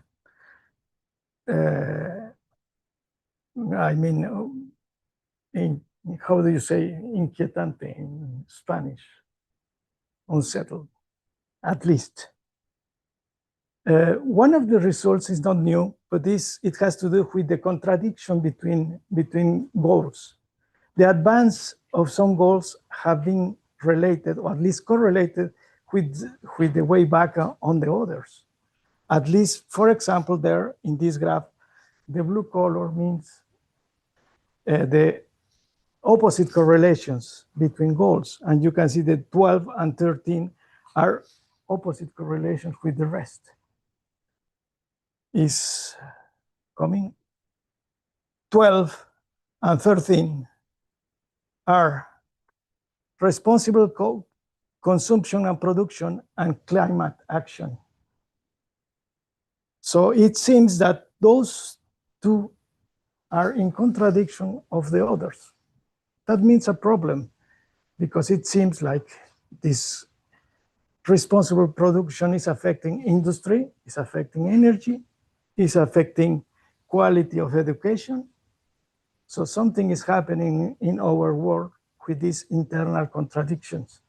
And it's perhaps some of the forces that are driving our world in the path that is coming those days. We developed a method that I am not going to detail more than that. That is a machine learning method in order to try to clusterize these variables in order to classify the world and in how they manage the development goal. We proposed something like this, but the important thing is that at the end, a machine learning without supervising method, without supervision, is giving more or less similar results, different methods, and cluster the world in this way, or a similar way. We can see that there are different regions, and Mexico particularly is related with the rest of South America, mainly, we can see there. But Europe has also related with the United States and Canada and Australia. So it's like two clusters that describe the highly developed countries. China and India are in other group, and Russia has also a different style on the development goal. Why it happens, we don't have it clear why. But the analysis is showing this kind of clusters. If we go beyond the classification and we try to follow the trajectories on these clusters collectively, how they are moving to the 100% in each goal. I mean, 100% means that a country have been achieved all the goals. Of course, it's an ideal limit, so perhaps no country will do. But if we try to follow these trajectories, we can realize that any of these clusters are going to achieve the goals by 2030. That is the proposal of the developed goals. We are still far.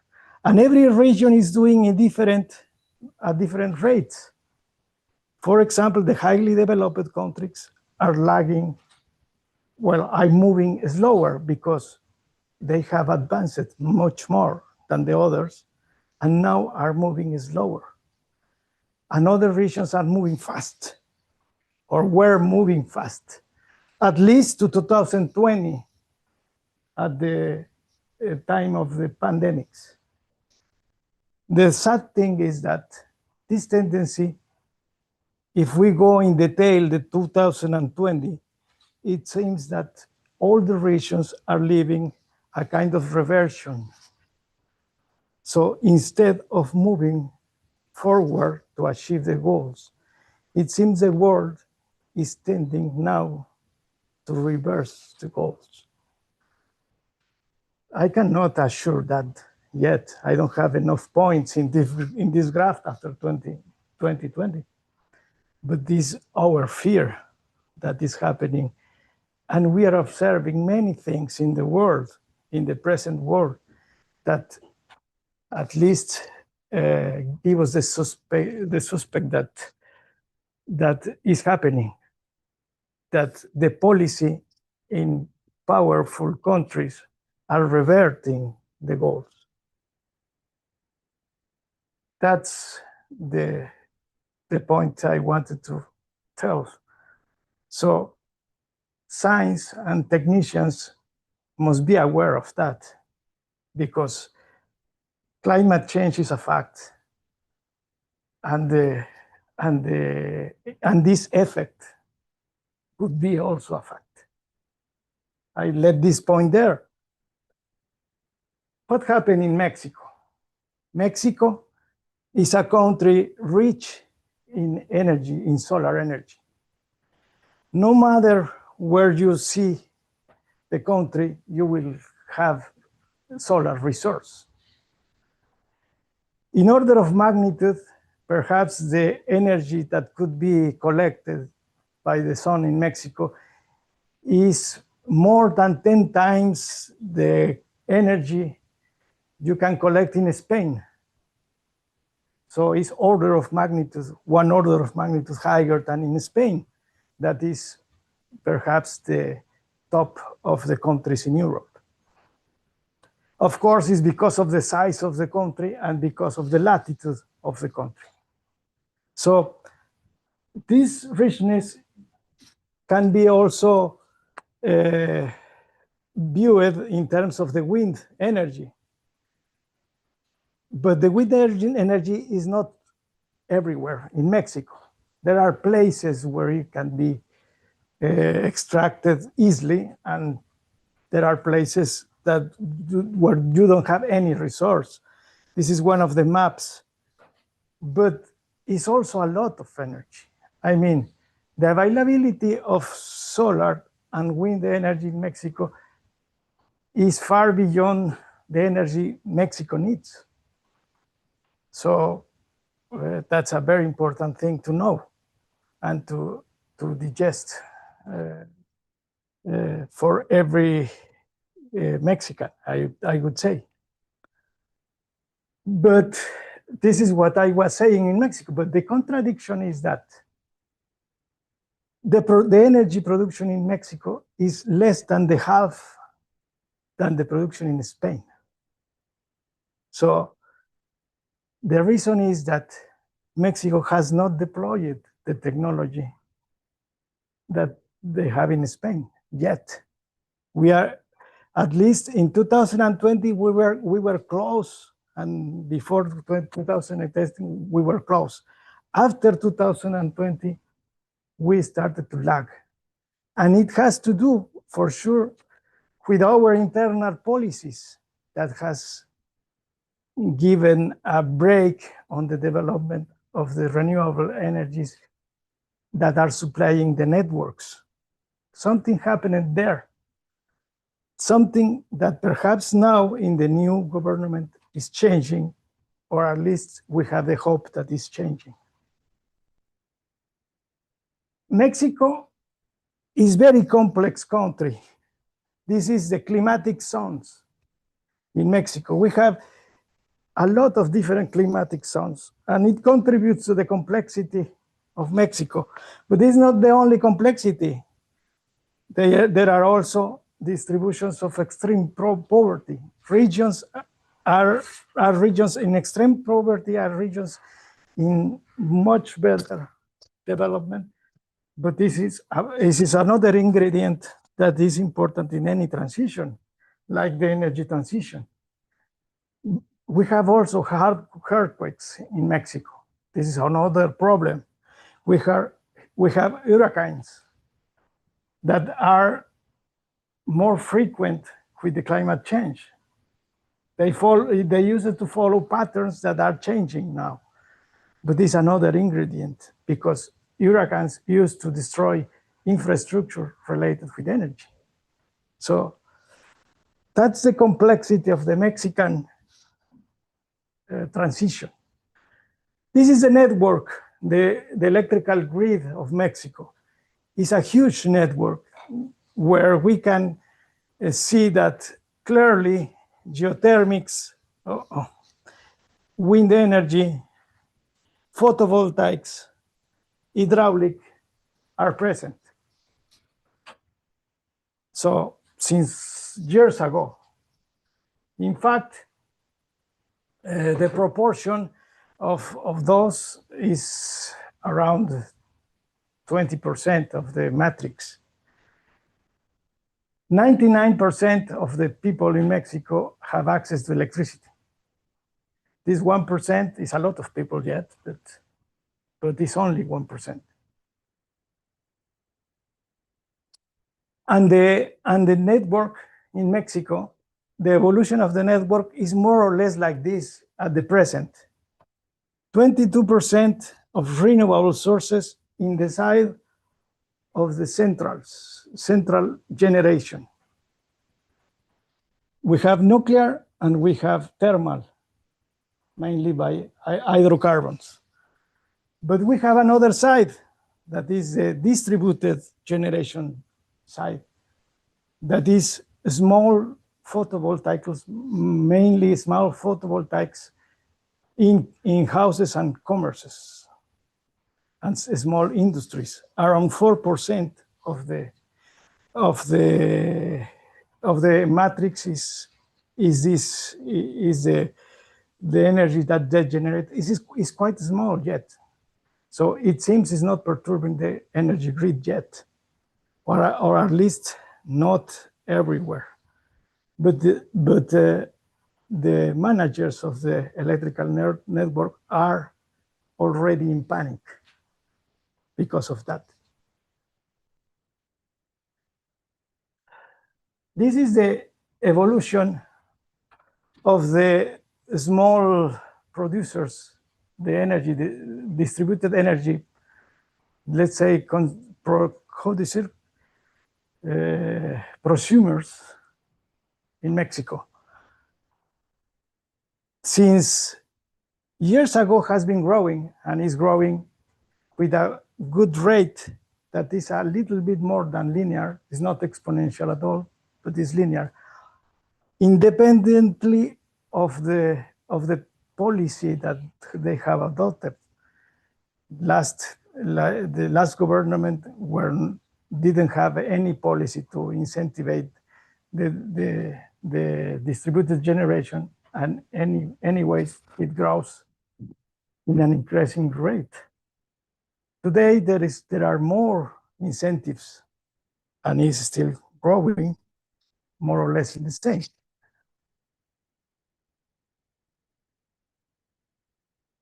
Mexico is moving now to include batteries and to include electric cars.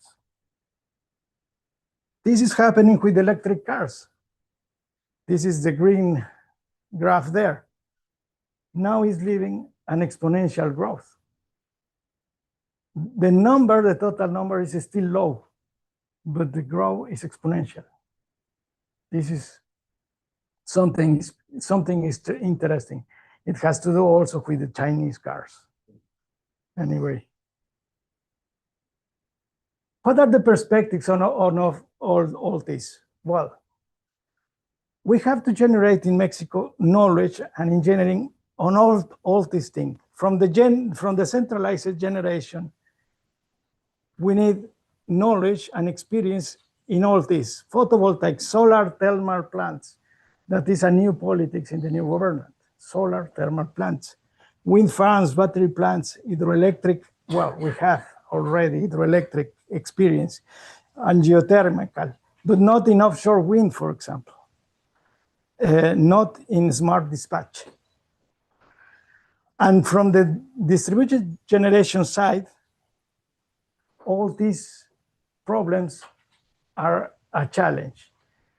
In our institutions, we have infrastructure to do research and to form human resources. We have laboratories and we have facilities to do it. The main problem, we have also projects that are related with communities, poverty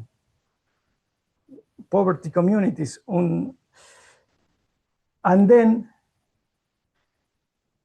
our intention is to develop research and develop it to support the energy transition. That's something very important.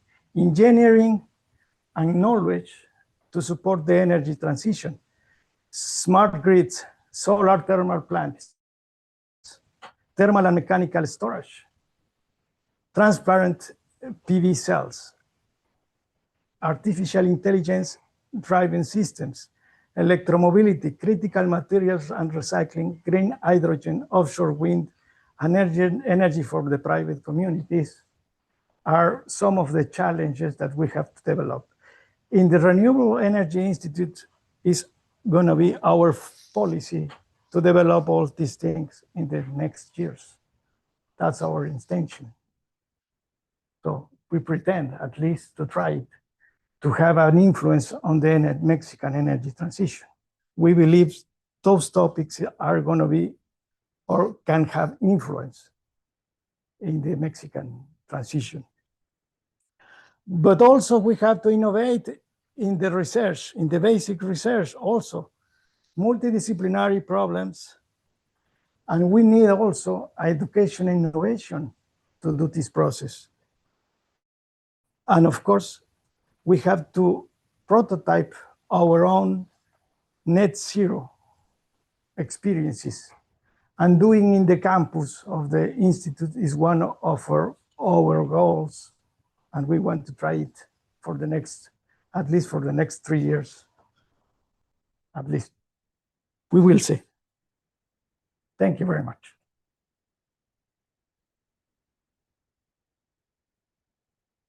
Thank you, Miguel, for your presentation. Now, we have now a lot of information from very different perspectives.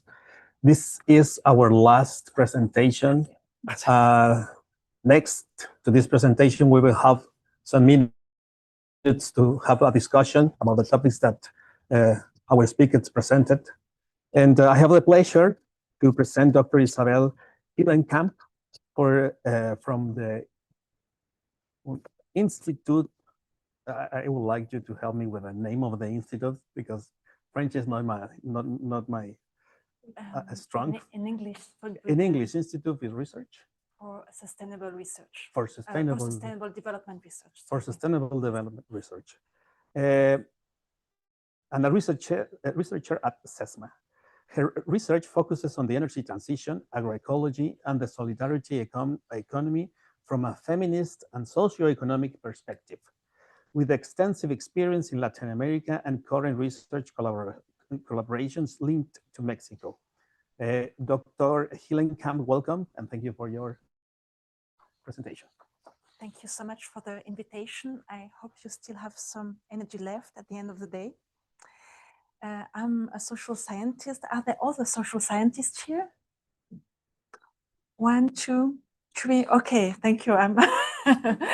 That's great. So in 20 minutes, I would try to give a few insights to the questions that was made to me today, to explain what the hell has energy transition to do with gender.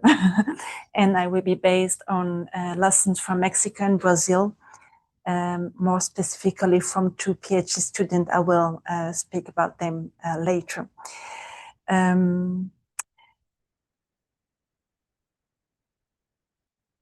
One thing I would like to say in the introduction is I'm not an energy transition specialist. I have done a lot of research on solidarity economy, on agroecology, and that's from there that I'm thinking about energy transition, saying the tight connection between agriculture, land, water, and energy, and also the connection between the discussion we have in political economy about alternative models for agriculture, energy, and any kind of production.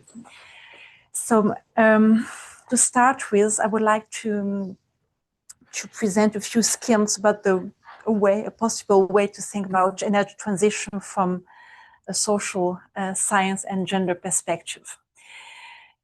Of course, so energy production is embedded in a lot of material relations. Today we are focused on carbon, but of course energy production is also embedded in water, land, biodiversity, landscapes, minerals, etc. I'm thinking, for instance, of the lithium that we need to build some high capacity storage battery, or of water for electric dam, etc. So it's important to recall, because of course we had to be worried about carbon from global perspective, from the global climate agenda, but still the other dimensions are very important, in particular from local perspectives. So what I want to bring is not that carbon is not important, but that we need to have a kind of more multidimensional look at the issue. In political ecology, we have a debate on rights and distribution and the way that that kind of resources are assigned to the population. Miguel just recalled us of extreme poverty in Mexico, and I would say that in any country in Latin America, and probably also in Europe, we have to think about that kind of distribution issues. Colleagues I'm working with at the UNAM, at the Institute of Social Research, speak of conflicting metabolism. Metabolism is another important concept that we use in political ecology, in order to be exactly at the border between social and material considerations. So metabolism is flux of energy, water, land, and social relation involved in that kind of circulation. And we have to think about transition in terms of conflicting metabolism. I think it's a very great way to consider it. And then as a social scientist, we consider, of course, that energy production is also embedded into social relations, and in particular in what feminist economists call social reproduction. Social reproduction is the reproduction of life. It's a set of activities, of labor, of relation that have to be reproduced day after day in order to life to continue. And that kind of social reproduction is, of course, very tightly related to energy production and that kind of conflicting metabolism. It's water to drink, it's water for hygiene, it's energy for cooking, it's biodiversity for agriculture, and so on. So there is a very strong mutual impact between social reproduction and the energy transition. And yet, social reproduction has very much to do with gender relation, because in more or less every context, every cultural context, social reproduction is socially assigned to women. It's a female task to take on the reproductive activities day after day. So when you have an impact on the energy transition, you have an impact on women. And that's more the way gender relations are structured in a given society gives a like form of culture and context in which energy transition will have to happen. So gender is much more than just women and men. It's a kind of categorization of any society. It's a hierarchy also in almost all societies. It has to do with social and economic values put on female and male activities. I will try to give some examples. So when we think about this relation between technical and economic models, of course, technology and energy sources are first layer of the problematics. Of course, they have a strong impact. But here again, that might be not enough to think in terms of renewable energy. We need them, of course, but we need also to have a multi-layer way of thinking about it in order to connect the technical and the socio-economic dimension of transition. So another important layer is to think about the way technology goes across all sectors of production and across consumption. For example, 30% of the global energy consumption is caused by the agricultural model. And this kind of agricultural model is heavily based on energy, on fuel, on fossil energy, and on models of food consumption that are not sustainable. So we cannot think about energy transition without thinking about the intersectoriality of the economy. And of course, consumption is another huge parameter. Today, we have a growing part of the renewable energy sources being captured by data centers for artificial intelligence with very legitimate uses and other uses which are not legitimate. So we have to put into relation consumption and production and have a political debate about it.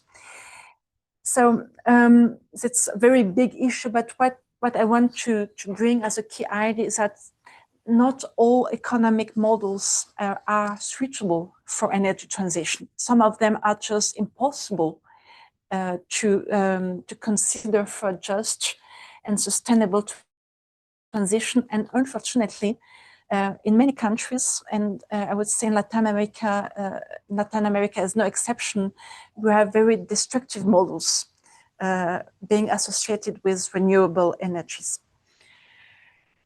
I'm speaking of what critical scholars in Latin America, like Maristela Svampa, like Gudinas from Paraguay, are calling neo-extractivism. To be very short, neo-extractivism is a kind of very predatory,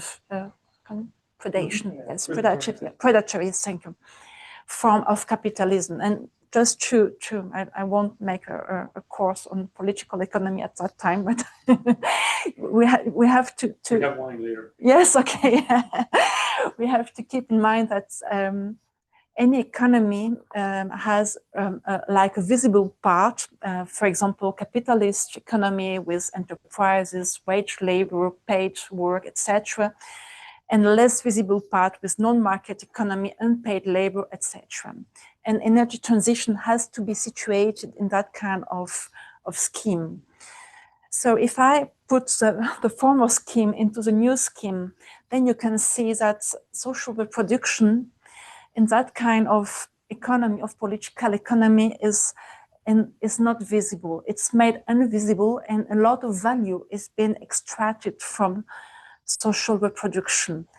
The value that you need in order to repair the ecosystem when you have extracted all waters or all land in order to fuel some kind of extractive economy.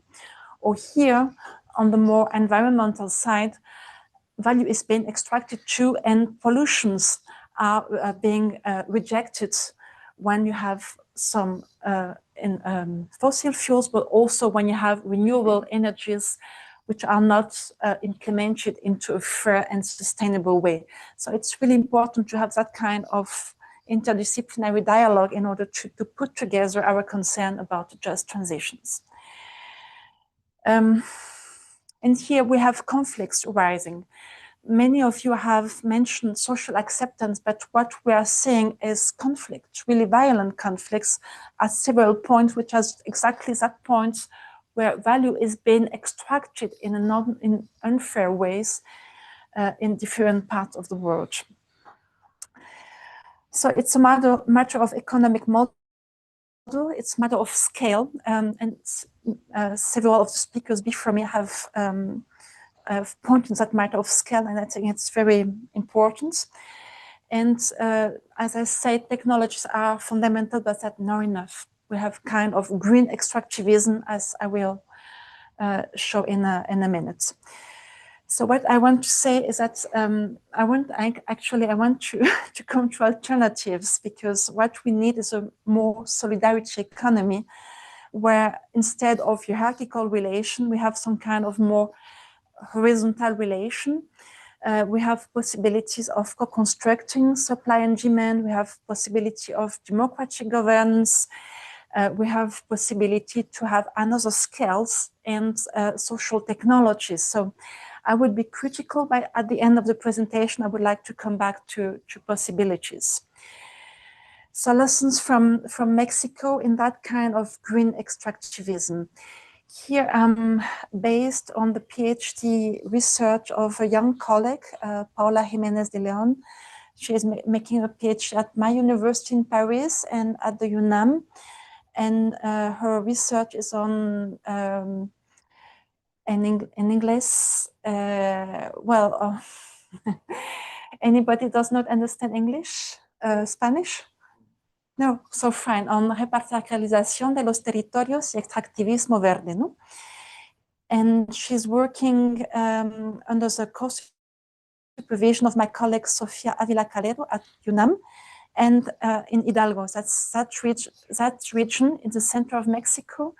And I was looking at Miguel's map and I was saying it's one of the regions which is adequate for solar power and also for political reasons. So the context, here again, Miguel already gave some indications. So very briefly, from 2013, there is an energy reform in Mexico. And the state of energy reform to attract some private investment. That's important to say, because that kind of private investment will first of all connect our European countries to Mexico, because there are many countries coming from Europe and also from the US investing in Mexico. And here we are on that kind of large scale projects which have a huge impact, which is not the case of the small scale distributed solar panels that Miguel mentioned before. But here we have solar parks in the scale of 400 to 800 hectares, and they are implemented mainly on community lands, ejidos in Mexico. And that kind of community lands are in more than 80% of the cases in the name of men, because of the history of the agrarian reform in Mexico. So the one would decide locally on whether to sell the land or to give the authorization for the installation of solar panels in Mexico are men to 80%. And some of them support the project, and I will explain why. It might be legitimate too, but we have to understand what's at stake. And some of them resist to the panels. So the installation of huge solar farms in Mexico is provoking huge conflicts inside the communities and between the communities and the solar enterprises. So at the very local level, what we are observing is a very strong impact on social reproduction. So installation of panels, of solar panels, is causing some kind of competition on the use of soil, and it's displacing and destroying traditional agriculture in a scale which is not negligible. Which is not negligible. Thank you. You are my traductor, official traductor. The changes impact heavily on water, biodiversity, landscape, etc. At its first level of decision in the communities, we have male agrarian subject. We have male in assemblies, which is the first level of decision to give the authorization to change the use of soil. And we have very gender differentiated decision-making and kind of resistance. It's important to say that not only women are resisting. We have a lot of men resisting to the installation because they see that it will change heavily the mode of life and the culture. Yet when these men are being attacked by the enterprises and the local agent of the enterprises, these are the women of these men's families which are being attacked about sexual honor, reputation, and so on. So it's maybe I can give some more example later, but we have heavily gender attacks in the communities, crazy examples. We have pact of silence between men within the communities and between some agents and the men which are supporting the companies. We have reports of some agents of the company coming with women of little honor to the communities in order to convince men. So sexuality and gender are being heavily used in order to implement the solar panels, so crazy it may appear. Inside the community, the people who are resisting have also gender differentiated forms of resistance. The campesinos, peasants who are resisting are defending the productivity of land. They are saying, which is absolutely logical and legitimate, that they are producing and they don't want to adhere to a product which is destructing agriculture. The kind of actions they have are legal actions like contesting company permits. They are occupying spaces, sometimes they are staying 2 months in the encampment in order to confront the company. Now there is a more silent agenda, which is a silent agenda. Women are resisting from daily practices, from social reproduction. They are not confronting with that because they are not in a position of confrontation, but they are taking care of water, they are taking care of land, they are taking care of health when there are some damages, and they gain very little recognition for that kind of resistance. So what we are seeing is a kind of invisibilization of women, a kind of masculinization of conflicts, and a huge impact on the social structure and on the families inside communities. So very briefly, another case from Brazil, which will show some different impact, yet very connected from a more political and theoretical view. Here it's a case of lithium extraction from a Canadian company in Brazil, in a region in Minas Gerais called Vale do Jequitinhonha. The context is, I have to be very quick. The context is that the company promotes a discourse on decarbonization, but some ways she's hiding a broader impact on the local territories. This impact are the lack of water. Just to give one figure, the company is consuming, no, I forgot but a huge amount of water in a semi-arid region. So lack of water, dust, a huge contingent of men working on the mining company, and growing prostitution, teenagers, pregnancy, and fear of women in the territory. Of course, women are at the forefront of resistances. And what the company is doing is that she's trying to win over the women by giving some very small project to them, nurseries, schools, microcredit, and so on, and developing a new discourse on gender-based development in these territories, just trying to buy the women to a kind of capitalism from below. Very, very, very quickly. That's not an isolated case. What my student is saying is that gender is becoming part of a new spirit of extractive capitalism in order to attack resistances by women. So in order to conclude, I would like to come back to my initial scheme in order to show that these two very different cases are indeed related from a more theoretical point of view. What they both show is that that kind of huge value extraction from social reproduction is being hidden. It's been concealed by companies which do not want to consider what's happening below the capitalist economies. They don't want to consider the huge impact of their activities on social reproduction. They just want to erase it from the map.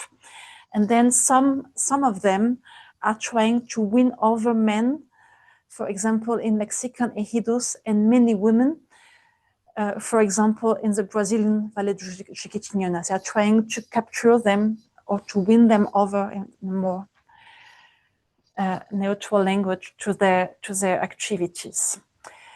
So that's not a sustainable model. That's not possible. That's not possible. So what we need is more than just changing the technology. We need a different economic model, and that's possible. And there are cases. They are smaller, that's not the dominant model, but they do exist. So we need a different metabolism, which needs material and social relation, both.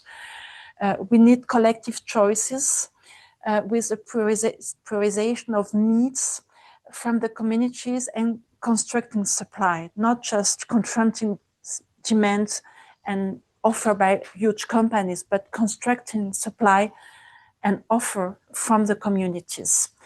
So that community level is very important. There's need for autonomy and subsidiarity as political principles.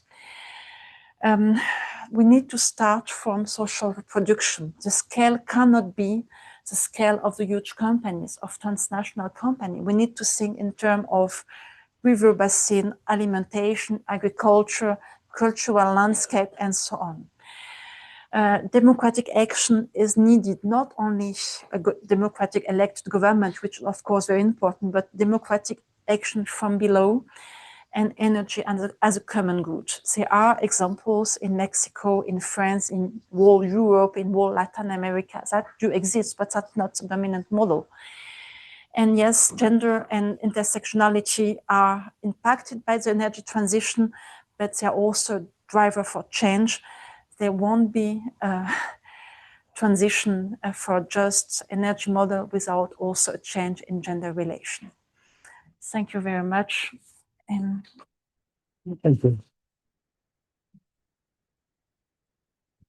Thank you, Dr. Isabel. Please, I will ask for the speakers to join me, please, to have some final discussion to receive